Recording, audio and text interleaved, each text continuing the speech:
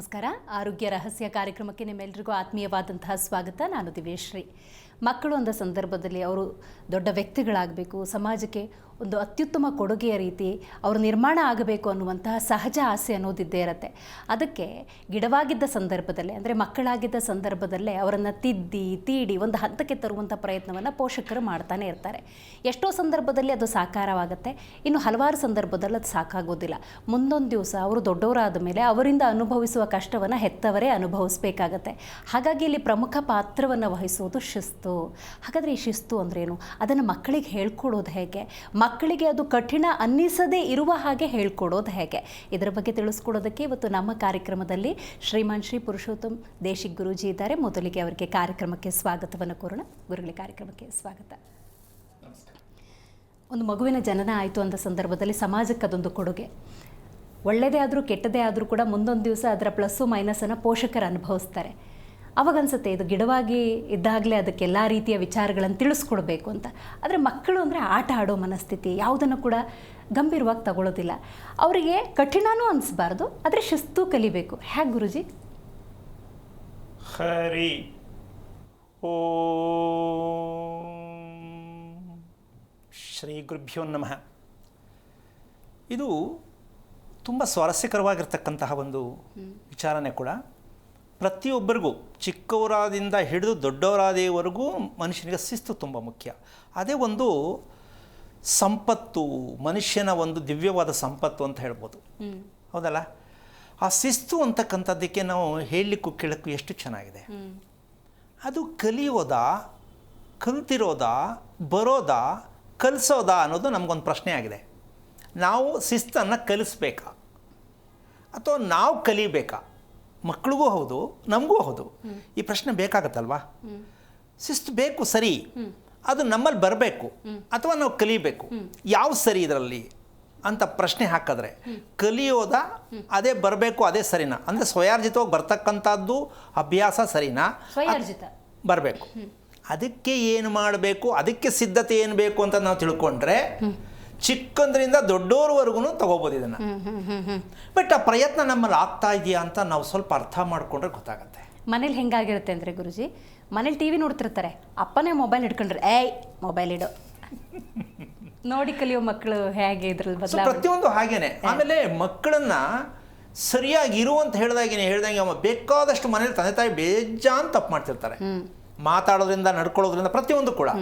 ಆದರೂ ಹೇಳ್ದಂಗೆ ಮಕ್ಕಳಿಗೆ ಶಿಸ್ತುಬದ್ಧವಾಗಿರು, ಹೇಳ್ದಂಗೆ ಕೇಳು. ಸೊ ಮಕ್ಕಳು ಅನ್ಕೋತಾರೆ ಇವರೇ ನ್ಯಾಯವಾಗಿಲ್ಲ, ನಮ್ಗೇನು ಹೇಳ್ದಂಗೆ ಕೇಳು ಅಂತಾರೆ. ಅಂದರೆ ಹೇಳಕ್ಕೆ ಹೋಗಲ್ಲ ಮಕ್ಕಳು. ಮುಂದೊಂದು ದಿನ ನೀವು ಹೇಳ್ದಂಗೆ ತಿರುಗಿ ಬಿದ್ದಾಗ ಅವಾಗ ಗೊತ್ತಾಗತ್ತೆ ನಮ್ಮ ಮಕ್ಳಿಗೆ ಬೈದರು ಅಂತ. ಬೈದಿದ್ದಲ್ಲ ಅದು, ನೀವು ಬುದ್ಧಿ ಕಲ್ಸಕ್ಕೆ ಪ್ರಯತ್ನ ಮಾಡಿದ್ರಷ್ಟೇ. ನೀವು ಕಲ್ತಿಲ್ಲ ಅಲ್ಲ, ಈಗಾರ ಕಲ್ತ್ಕೊಳ್ಳಿ ಅಂತ. ಈ ರಹಸ್ಯಕ್ಕೆ ಕಾರಣಕರ್ತನಾಗಿರ್ತಕ್ಕಂತಹ ಶ್ರೀಮನ್ನಾರಾಯಣನ ಪಾದ ಕಮಲಗಳಿಗೆ ಕೋಟಿ ಕೋಟಿ ನಮನಗಳ ಅರ್ಪಣೆಯನ್ನು ಮಾಡಿ ಈ ಶುಕ್ರವಾರದ ಒಂದು ಟಿಪ್ಸ್ ಕೊಟ್ಬಿಟ್ಟು ಮುಂದಕ್ಕೆ ಹೋಗೋಣ. ಶುಕ್ರವಾರ ಅಂತಕ್ಕಂಥದ್ದು ಪೂಜೆ ಮಾಡ್ತಕ್ಕಂಥದ್ದು ವಿಶೇಷವಾಗಿ ಪ್ರತಿಯೊಬ್ಬರಿಗೂ, ಅದರಲ್ಲೂ ಹೆಂಗಸರು ಮಹಿಳೆಯರಿಗೆ ತುಂಬ ವಿಶೇಷವಾಗಿರ್ತಕ್ಕಂಥದ್ದು. ಗಂಡಸರಿಗೂ ಇರುತ್ತೆ, ವಿಶೇಷ ಹೆಂಗಸರಿಗಿರುತ್ತೆ. ಇದಕ್ಕೆ ನಾವು ಆತ್ಮಪೂಜೆ, ಈ ಆತ್ಮಪೂಜೆ ಮಾಡೋಕ್ಕಾಗತ್ತಾ, ಮಾಡಬೇಕಾ, ಮಾಡೋಕ್ಕೆ ಸಾಧ್ಯನಾ, ಅಥವಾ ಹೇಗೆ ಆತ್ಮಪೂಜೆ ಮಾಡೋದು, ಈ ಪ್ರಶ್ನೆಗಳು ಉದ್ಭವ ಆಗುತ್ತೆ. ಆಗುತ್ತೆ ಅಂತೀಯಮ್ಮ, ಆಗಲ್ಲ ಅಂತ. ಆತ್ಮಪೂಜೆ ಆಗಬೇಕಾ ಬೇಡವಾ? ಆಗಬೇಕು. ಸೊ ಇದನ್ನು ತಿಳ್ಕೊಂಡು ಮುಂದಕ್ಕೆ ಹೋದ್ರೆ ಅರ್ಥ ಆಗತ್ತೆ. ಇದಕ್ಕೆ ಪ್ರಶ್ನೆ ಏನು ಬರುತ್ತೆ ಅಂದರೆ, ದೇವಸ್ಥಾನಕ್ಕೆ ಹೋಗುವ ಒಂದು ಅಭ್ಯಾಸ, ಉದ್ದೇಶ ಏನು ಅಂತ ತಿಳ್ಕೊಂಡ್ರೆ ಇದಕ್ಕೆ ಉತ್ತರ ಸಿಗುತ್ತೆ. ದೇವಸ್ಥಾನಕ್ಕೆ ಏನಕ್ಕೆ ಹೋಗಬೇಕು, ನಾವು ತಿಳ್ಕೊಂಡದ್ದು ಏನೋ ಬೇಡಕ್ಕೋ ಏನಕ್ಕೋ ಅವ್ರವ್ರ ಅಭ್ಯಾಸ ತಕ್ಕಂತೆ ಹೇಳ್ಕೊತಾರೆ. ಓಕೆ, ಸರಿಯಾದ ಮಾರ್ಗದರ್ಶನ. ದೇವಾಲಯಕ್ಕೆ ಹೋಗಬೇಕಾದ್ರೆ ಏನಕ್ಕೆ ಹೋಗಬೇಕು ಅಂತ ಸರಿಯಾದ ಮಾಹಿತಿ ಅಂದರೆ, ನಮ್ಮ ದೇಹ ಹೇಗಿರುತ್ತೋ ಹಾಗೆ ದೇವ್ರು ಇರ್ತಾರೆ ತಾನೆ, ಸತ್ಯ ತಾನೆ? ನಮ್ಮ ದೇಹ ಹೇಗಿರುತ್ತೋ ಪ್ರತಿ ಭಾಗನೂ ಭಗವಂತನಲ್ಲಿ ಇರುತ್ತೆ. ಅದು ಹೆಣ್ಣು ದೇವರು ಹೌದು, ಗಂಡು ದೇವರು ಹೌದು, ಒಪ್ಕೋಬೇಕಲ್ಲ? ಈಗ ನಾವು ಆ ಭಗವಂತನ ಮುಂದೆ, ಭಗವತಿ ಮುಂದೆ ನಿಂತಾಗ ಆ ಭಾಗಗಳಿಗೆ, ನಾವು ದೇಹದ ಭಾಗಗಳಿಗೆ ಆರತಿ ಮಾಡೋದಾಗಲಿ, ಗಂಧದ ಕಡ್ಡಿ ಹಚ್ಚೋದಾಗಲಿ, ಹೂ ಅಲಂಕಾರ ಮಾಡೋದಾಗಲಿ ಏನೋ ಒಂದು ಮಾಡ್ತೀವಿ. ಅದರ ಅರ್ಥ ಏನು ಅಂದರೆ, ನಮ್ಮ ದೇಹದ ಭಾಗಕ್ಕೆ ನಾವು ಪೂಜಿಸುವ ರೀತಿಯಲ್ಲಿ ಆ ಭಗವಂತನ ನಾವು ನೋಡಬೇಕು. ಅಲ್ಲಿ ಮಾಡುತ್ತಿರುವ ಆರತಿ ನನ್ನ ದೇಹದ ಭಾಗಗಳಿಗಾಗ್ತಾ ಇದೆ ಅಂತ ನಾವು ಖುಷಿ ಪಡಬೇಕು. ಅದ್ಭುತ ಗುರುಜಿ. ನಾವು ಪೂಜೆ ಮಾಡ್ಕೊಳ್ಳೋದೇ ಇಲ್ಲ. ಯೋಚನೆ ಮಾಡಿ, ದೇವ್ರ ಹತ್ರ ಹೋಗಿ ನನಗೆ ಒಳ್ಳೇದು ಮಾಡು ಅಂತ ಕೇಳ್ತಾರೆ. ಏನು ಒಳ್ಳೇದು ಮಾಡಬೇಕು? ನೀನು ಏನು ಕೊಟ್ಟಿಲ್ಲ ಅಂತ ಒಳ್ಳೇದು ಮಾಡಬೇಕು. ಎಲ್ಲ ಕೊಟ್ಟಾಗಿದೆ. ನಮಗೆ ಅದೆಷ್ಟು ಖುಷಿ ಕೊಡುತ್ತೆ ನೋಡಮ್ಮ. ಆ ಭಾಗಗಳನ್ನು, ಒಂದೊಂದು ಭಾಗಗಳನ್ನ, ಆರತಿಯನ್ನು ಕಾಲಿಂದ ತೆಗೆದು ನೆತ್ತಿ ಬಾಯಿವರೆಗೂ ಪೂರ್ಣ ಎಲ್ಲ ಭಾಗಗಳನ್ನ ತೋರಿಸೋ ರೀತಿಗೆ ಆರತಿ ಮಾಡುವ ಉದ್ದೇಶ. ಇದಕ್ಕೆ ಅರ್ಥ ಮಂತ್ರ ಭಾಗದಲ್ಲೂ ಕೂಡ ಸಾಕಷ್ಟು ವಿಚಾರಗಳಿದೆ. ಆದರೆ ಆರತಿ ಮಾಡ್ತಕ್ಕಂಥ ಉದ್ದೇಶ ಪ್ರತಿಯೊಬ್ಬರು ಮುಂದೆ ಆರತಿ ಯಾಕೆ ಮಾಡಬೇಕು, ನಾವು ಆರತಿ ಮಾಡುವಂತ ಯಾಕೆ ಕೇಳಬೇಕು, ಆರತಿ ಯಾಕೆ ನೋಡಬೇಕು ಅಂದರೆ ನಮ್ಮ ದೇಹ ಅಲ್ಲಿದೆ, ನಾವು ಭಗವಂತನ ರೀತಿ, ಭಗವಂತ ನಮ್ಮ ರೀತಿಯಾಗಿ ನಾವಿಬ್ಬರು ಒಂದಾಗ್ತಾ ಇದ್ದೀವಿ, ಈ ಒಂದು ಭಾವನೆಯಿಂದ ಅಂತ ಮನಸ್ಸಲ್ಲಿ ಭಾವನೆ ಬಂದರೆ ಎಷ್ಟರ ಮಟ್ಟಿಗೆ ಮನಸ್ಸು ಖುಷಿ ಆಗತ್ತೆ. ಖಂಡಿತ ಹೌದಲ್ಲ? ಹಾಗೆ ನಾವು ಮಾಡೋದು, ದೇವಸ್ಥಾನಕ್ಕೆ ಹೋಗೋದು ನಮ್ಮದೇ ಟೇಸ್ಟ್ ಬೇರೆ.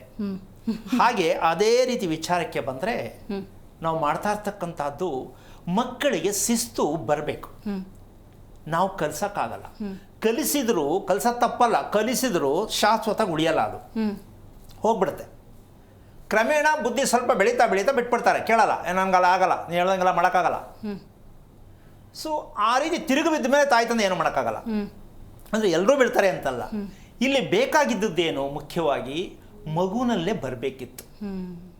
ಅದು ಶಾಶ್ವತ ಆಗಿರುತ್ತೆ, ನಾವು ಹೇಳ್ಕೊಡೋದೇ ಬೇಕಾಗಿಲ್ಲ. ಮಗು ಆಟೋಮೆಟಿಕ್ ಅದನ್ನೇ ಫಾಲೋ ಅಪ್ ಮಾಡ್ಕೊಂಡು ಹೋಗ್ತಾ ಇರುತ್ತೆ. ಇದು ಸತ್ಯ ಅಲ್ಲ. ಇದಕ್ಕೆ ಸ್ಕೂಲು ಕಾಲೇಜ್ ಅವಶ್ಯಕತೆ ಇಲ್ಲ. ಹೌದು. ಆದರೂ ನಾವು ತಿಳ್ಕೊಂಡಿದ್ದೀವಿ ಮಕ್ಕಳನ್ನ ಶಾಲೆಗೆ ಕಳಿಸ್ತಾರೆ, ಶಿಸ್ತು ಕಲಿತಾರೆ, ಫೈನ್ ಇರಲಿ ಅಂದ್ಕೊಳ್ಳಿ, ತೊಂದರೆ ಇಲ್ಲ. ಆದರೆ ಅದು ಜಾಸ್ತಿ ದಿನ ಉಳಿಯಲ್ಲ. ಎಷ್ಟೋ ಜನ ಚೆನ್ನಾಗಿ ಓದಿ ತುಂಬ ಉನ್ನತ ಮಟ್ಟದಲ್ಲಿ ಇದ್ರೂ ಕೂಡ ಅವ್ರ ಶಿಸ್ತೇ ಇರಲ್ಲ. ಯಾವಾಗಲೂ ತಿಂತಾರೆ, ಎಲ್ಲೋ ಮಲ್ಕೋತಾರೆ, ಏನೋ ಮಾಡ್ಕೋತಾರೆ, ಮದುವೆನೂ ಆಗಿರಲ್ಲ, ನನಗೆ ಬೇಡ ಅಂತಾರೆ. ಏನು ನಿನ್ಗೆ ಇಷ್ಟೆಲ್ಲ ಓದಿದ್ಯಾ, ಒಂದು ಎಜುಕೇಟೆಡ್ ಆಗಿದೆಯಾ ಅಂದರೆ ಅಯ್ಯೋ ಅದಕ್ಕೂ ಇದಕ್ಕೂ ಏನು ಸಂಬಂಧ. ಆಮೇಲೆ ಗೊತ್ತಾಗುತ್ತೆ ಅವನಿಗೆ ನನ್ನ ಜೀವನಕ್ಕೂ ಎಜುಕೇಷನ್ಗೂ ಸಂಬಂಧ ಇಲ್ಲ ಅಂತ ಫೈನಲ್ ಹೋದಾಗ. ಅಂದರೆ ನಾವೆಲ್ಲ ಹೀಗೇನೆ ನಮ್ಮಲ್ಲೇ ಇರ್ತಕ್ಕಂಥದ್ದು. ಭಗವಂತ ಎಲ್ಲವನ್ನು ಅದಕ್ಕೆ ಪ್ರಶ್ನೆ ಪತ್ರಿಕೆ, ಉತ್ತರದ ಖಾಲಿ ಪತ್ರಿಕೆ ನಮ್ಮ ಕೈಗೆ ಕೊಟ್ಬಿಟ್ಟಿದ್ದಾರೆ, ಹೇಗೆ ಬೇಕು ಬರ್ಕೋ ನೀನು ಅಂತ. ನಾವಾದರೂ ಪ್ರಶ್ನೆ ಪತ್ರಿಕೆ ದೇವ್ರ ಹತ್ರನೇ ಕೊಡ್ತಾ ಇದ್ದೀವಿ, ಇದಕ್ಕೆ ಉತ್ತರ ಹೇಳ್ಕೊಡು ಅಂತ. ಅಂದರೆ ನಾವು ಕಾಪಿ ಮಾಡಿ ಪರೀಕ್ಷೆಯಲ್ಲಿ ಬರ್ದಂಗೆ ಇದು ಸಾಧ್ಯ ಇಲ್ಲ. ಜೀವನ ಆ ರೀತಿ ಆಗ್ಲಿಕ್ಕೆ ಸಾಧ್ಯ ಇಲ್ಲ. ಹಾಗಿದ್ದ ಮೇಲೆ ಮಕ್ಕಳಿಗೆ ಸ್ವಯಾರ್ಜಿತವಾಗಿ ಶಿಸ್ತು ಬರಲೇಬೇಕು. ಆ ಬರಲಿಕ್ಕೆ ನಾವು ಏನು ಪ್ರಯತ್ನ ಮಾಡಬೇಕು ಅಂತಕ್ಕಂತಹ ಒಂದು ವಿಷಯಕ್ಕೆ ಬಂದಾಗ, ಅವತ್ತು ನಾನು ಕೂಡ ಹೇಳಿದೆ, ಅನ್ನ ಅನ್ನೋದ್ರ ಬಗ್ಗೆ ಪ್ರಸಾದ ಅಂತ ಹೇಳಿದ್ರೆ ಮಕ್ಕಳಿಗೆ ಅದನ್ನು ಹೇಳಿಕೊಟ್ರೆ ಮಕ್ಕಳಿಗೆ ಅದರದೇ ಆದ ಒಂದು ಭಕ್ತಿ ಬರುತ್ತೆ. ಊಟದ ಬಗ್ಗೆ ಪ್ರಸಾದ ಅಂತ ಹೇಳಪ್ಪ, ಬಾ ಪ್ರಸಾದ ಮಾಡಪ್ಪ ಅಂತ ಆ ಅಭ್ಯಾಸವನ್ನು ಮಾಡಿಸಿದಾಗ ಮಗು ಏನೋ ಒಂದು ಖುಷಿ, ಅಯ್ಯೋ ಪ್ರಸಾದ ಅಂತ ಹೇಳ್ಬೇಕಾಯ್ದನ್ನ, ಈ ರೀತಿ ಖುಷಿ ಕೊಡ್ತಾ ಹೋಗುತ್ತೆ. ಸೊ ಒಂದು ದಿನದಲ್ಲಿ ಮಗು ಒಂದನ್ನಾರು ಹೊಸದಾಗಿ ಹೇಳ್ಕೊಡ್ಬೇಕು. ನಿಜ ನಿಜ. ಮಗು ಹೊಸದಾಗಿ ಒಂದು ಕೇಳಿಸ್ಕೋಬೇಕು. ನಿಜ. ನಾವು ಹೇಳಬೇಕು, ಅದು ಕೇಳಿಸ್ಕೋಬೇಕು. ಸೊ ಇಬ್ಬರಿಗೂ ವಿಚಾರ ಬಂತಲ್ಲಿ, ಜ್ಞಾನ ಅಭಿವೃದ್ಧಿ ಆಗ್ತಕ್ಕಂಥ ಮಟ್ಟಕ್ಕೆ ಬಂತು. ಈ ಪ್ರಯತ್ನ ತಂದೆ ತಾಯಿ ಎಷ್ಟು ಜನ ಮನೇಲಿ ಮಾಡ್ತಾರೋ ನನಗೆ ಗೊತ್ತಿಲ್ಲ. ಆದರೂ ಒಂದಂತೂ ತಿಳ್ಕೋಬೇಕು, ಇವತ್ತಿನ ವಿಚಾರದಲ್ಲಿ ಈ ಪ್ರಸಾದ ಮಹಾಪ್ರಸಾದ ಆಗಬೇಕು. ಈಗ ಪ್ರಸಾದ ಆಯಿತು, ಅನ್ನ ಮಾಡಿದ್ದು ಪ್ರಸಾದ ಆಯಿತು, ಅದು ಮಹಾಪ್ರಸಾದ ಆಗಬೇಕು. ಯಾವ ರೀತಿ ಮಹಾಪ್ರಸಾದ ಅಂದರೆ ಹೇಳಕ್ಕಾಗತ್ತಮ್ಮ? ಮಹಾಪ್ರಸಾದ ಯಾವುದು? ಪ್ರಸಾದ ಯಾವುದು? ಪ್ರಸಾದ ಅನ್ನ ಅಂದ್ಬಿಟ್ಟಿದ್ದೀವಿ ನಾವು. ಸೊ ಅದನ್ನು ಪ್ರಸಾದ ಅಂತ ಹೇಳಬೇಕು ಬಹುವಚನದಲ್ಲಿ ಅಂತ. ಮಹಾಪ್ರಸಾದ ಅಂದರೆ ತುಪ್ಪ ಬಳಸಿದ ಅನ್ನ ಮಹಾಪ್ರಸಾದ. ಈಗ ಮಗುವಿಗೆ ಯಾವ ಕಾರಣಕ್ಕೂ ತುಪ್ಪ ಹಾಕಿದ ಅನ್ನ ಅಂತಕ್ಕಂಥದ್ದನ್ನು ಮಹಾಪ್ರಸಾದ ಅಂತ ಹೇಳಿ ಮಗುವಿಗೆ ತಿನ್ನಲಿಕ್ಕೆ ಪ್ರಯತ್ನವನ್ನು ಮಾಡಿಸಿದಾಗ ಆ ಮಗುವಿಗೆ ಮೊದಲನೇ ಸ್ಟೆಪ್ ಸ್ಟಾರ್ಟ್. ಅಷ್ಟು ಖುಷಿ ಕೊಡುತ್ತೆ. ಬಿಸಿ ಅನ್ನಕ್ಕೆ ತುಪ್ಪ ಹಾಕಿದಾಗ ಆ ಸುವಾಸನೆ ಪರಿಮಳವಾಗಿರ್ತಕ್ಕಂಥದ್ದು ಆ ಮಗುವಿಗೆ ತುಂಬ ಖುಷಿ ಕೊಡ್ತಕ್ಕಂಥ ಒಂದು ಲೆಕ್ಕಾಚಾರ. ಇದು ಮೊದಲನೇ ಕೆಲಸ. ಎರಡನೇ ಕೆಲಸ ಯಾವುದು? ಪಲ್ಯ ಇಲ್ಲದ, ರುಚಿ ಇರುವ ಪಲ್ಯ ಇಲ್ಲದ ಊಟವನ್ನು ಮಕ್ಕಳಿಗೆ ಕೊಡುವ ಹಾಗಿಲ್ಲ. ಅನ್ನದ ಜೊತೆ, ಆಡೋ ಭಾಷೆಯಲ್ಲಿ ಮಾತಾಡ್ತೀನಿ, ಅನ್ನದ ಜೊತೆಯಲ್ಲಿ ಪಲ್ಯ ಯಾವ ಕಾರಣಕ್ಕೂ ಇರಲೇಬೇಕು ಮಗುಗೆ. ಅದು ಯಾವುದೇ ಮಾಡಿ ಪಲ್ಯ, ಆದರೆ ಆ ಪಲ್ಯದಲ್ಲಿ ರಸ ಇರಬೇಕು. ಆ ಪಲ್ಯದಲ್ಲಿ ರಸ ಇರಬೇಕು. ಉದಾಹರಣೆ ಕ್ಯಾರೆಟ್ ಆಗುತ್ತಲ್ಲ, ಆ ಕ್ಯಾರೆಟಲ್ಲಿ ಎಷ್ಟು ರಸ ಇದೆ ಸ್ವಲ್ಪ ಯೋಚನೆ ಮಾಡಿ. ಬೀನ್ಸ್ ಎಷ್ಟು ರಸ ಇದೆ, ಮಕ್ಕಳಿಗೆ ಯಾರಿಗಿಷ್ಟ ಆಗಲ್ಲ ಅದು, ಹೌದಲ್ಲ? ಇದನ್ನ ಪ್ರತಿದಿನ ಮಕ್ಕಳಿಗೆ ಪಲ್ಯ ಕೊಡ್ತಕ್ಕಂಥ ಮನೆ ಇದೆಯಾ ಅಂತ ಪ್ರಶ್ನೆ ಹಾಕಬೇಕಾಗತ್ತೆ. ಹಂಗಂತ ಇಲ್ಲ ಅಂತ ನಾನು ಹೇಳ್ತಾ ಇಲ್ಲ, ಸ್ವಲ್ಪ ತೀರ್ಮಾನ ಮಾಡ್ಕೊಂಡು ಒಳ್ಳೇದು ಅಂತ ಅನ್ಕೋತೀನಿ. ಅಡುಗೆ ಮಾಡೋದಂತೂ ಮಾಡೇ ಮಾಡ್ತೀವಿ, ಹೌದಲ್ಲ? ಅದಕ್ಕೆ ಪರ್ಟಿಕ್ಯುಲರ್ ನಮಗೂ ಕೂಡ ಸೇರುತ್ತೆ, ಮಕ್ಕಳಿಗೆ ಮಾತ್ರ ತಿನ್ಸೋದಲ್ಲ, ನಾವು ತಿನ್ನೋಣ. ನಿಜ. ಯಾಕಿಲ್ಲಿ ಅನ್ನ ಪಲ್ಯ ಬೇಕೇ ಬೇಕು ಅನ್ನೋ ಪ್ರಶ್ನೆ ನೀನು ಕೇಳ್ತೀಯಾ ಅಂತ ನಾನು ಕಾಯ್ತಾ ಇದ್ದೀನಿ. ಅದೇನು ಪರ್ಟಿಕ್ಯುಲರ್ ಅದೇ 2 ಬೇಕೇನದು, ಬೇರೆ ಯಾವ್ದಾರು ಹಾಕ್ಬೋದಲ್ಲ. ಇದಕ್ಕೆ ನಾವು ಮೊದಲವಾಗಿ ತಿಳ್ಕೊಳ್ಬೇಕಾಗಿರತಕ್ಕಂಥ ವಿಚಾರ ಏನಪ್ಪ ಅಂತಂದರೆ, ಸಾಮಾನ್ಯವಾಗಿ ಮೈ ನೋವು, ಕಾಲು ನೋವು ಯಾರಿಗಿಲ್ಲ ಅಮ್ಮ? ಎಲ್ಲರಿಗೂ ಇದೆ ಬಹುತೇಕ. ನಾಗಮ್ಮ ಅಂತ ಹಾಸನದಿಂದ. ಈ ಮೈ ನೋವು ಅಂದರೆ ಕಾಲು ನೋವು, ಮೈ ನೋವು ಅಂದರೆ ಟೋಟಲ್ ಎಲ್ಲ ಒಂದೇ ನೋವು ಆಯಿತು. ಈ ನೋವು ಚಿಕ್ಕ ಮಗುಗೂ ಕೂಡ ರಚ್ಚೆ ಮಾಡ್ತಾ ಇದ್ರೆ ಹೆಗಲ ಮೇಲೆ ಹಾಕ್ಕೊಂಡು ತಟ್ತಾರೆ, ಸವರ್ತಾರೆ, ಹೌದೌದು, ಮಲ್ಕೊಂಡ್ಬಿಡುತ್ತೆ. ಹೌದೌದು. ಪುನಃ ಕೆಳಗಡೆ ಮಲಗಿದ ತಕ್ಷಣ ಅಳುತ್ತೆ. ಸೌರದಾಗ ಸುಮ್ಮನೆ ಇರುತ್ತೆ, ಕೆಳಗಡೆ ಮಲಗಿಸಿದ ತಕ್ಷಣ ಅಳುತ್ತೆ. ಕೆಲವರಿಗೆ ಇದ್ರ ತೋಳ ಮೇಲೆ ಮಲಗಿಸ್ಕೋಬೇಕು ಮಕ್ಕಳನ್ನ, ಇಲ್ಲ ಮಲಗೋದೇ ಇಲ್ಲ. ಹೌದೌದು, ಅದು ಎಳ್ಕೊಂಡ್ರೆ ಆಗಲ್ಲ. ಎಂಥ ಪನಿಷ್ಮೆಂಟ್ ಲೆಕ್ಕ ಹಾಕಲಿ ತಾಯಿಗೆ. ಹೌದು, ಈ ಥರದ್ದೆಲ್ಲ ನಮ್ಮ ಹತ್ರ ಕೇಸ್ ಬರುತ್ತೆ. ಹೌದು. ಆದರೆ ನಾನು ಇದನ್ನು ಬಿಡಿಸ್ಬೇಕಾದ್ರೆ ಏನು ಮಾಡಬೇಕು ಅಂತ ಹೇಳ್ಕೊಡ್ತೀನಿ. 1 ವಾರದಲ್ಲಿ ಬಿಡಿಸ್ಬೋದು ಅದನ್ನು. ಮಗು ಏನು ಶಬ್ದ ಮಾಡೋದು ಅಳ್ಳಾಡದೆ ಮಲ್ಕೋಬೇಕು. ಸೊ ಇದೆಲ್ಲ ಕ್ರಮ ಆಹಾರದ ಮೂಲಕನೇ ಆಗುತ್ತೆ ಹೊರತು ಪೂಜೆ ಮಾಡಿ ಸರಿ ಮಾಡ್ತೀನಿ, ಅದಕ್ಕೇನೋ ಟ್ರೀಟ್ಮೆಂಟ್ ಮಾಡಿಸ್ತೀನಿ, ಅದು ಯಾವ ಕಾರಣಕ್ಕೂ ಈ ಜನ್ಮದಲ್ಲಿ ಸಾಧ್ಯ ಇಲ್ಲ. ನಿಜ ಗುರುಜಿ, ಖಂಡಿತ ಮಾತಾಡ್ತೀನಿ ಇದ್ರ ಬಗ್ಗೆ. ಒಂದು ಕರೆ ಕೂಡ ಸಿದ್ಧವಾಗಿದೆ. ನಾಗಮ್ಮ ಅಂತ ಹಾಸನದಿಂದ ಕರೆ ಮಾಡಿದ್ದಾರೆ. ನಮಸ್ಕಾರ ನಾಗಮ್ಮ ಅವ್ರಿಗೆ. ನಮಸ್ಕಾರ ಮೇಡಮ್. ನಾಗಮ್ಮ ಅವ್ರು ಯಾರ ಬಗ್ಗೆ ತಿಳ್ಕೊಳ್ಬೇಕಾಗಿತ್ತು?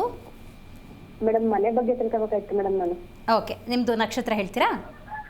ಅನುರಾಧ ನಕ್ಷತ್ರ. ಗುರುಜಿ ಇದ್ದಾರೆ, ಮಾತಾಡಿ. ಹಲೋ, ಹರಿ ಓಂ ಗುರುಜಿ. ನಾರಾಯಣ, ಹೇಳಿಮ್ಮ, ಎಲ್ಲಿಂದ?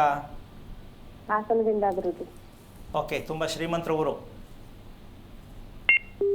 ಹಲೋ, ಶ್ರೀಮಂತರು ಇದ್ದಾರೆ. ಹಾ ಹೇಳಿ ಗುರುಜಿ. ಹಾಸನ ಶ್ರೀಮಂತರ ಊರಲ್ಲೇನಮ್ಮ?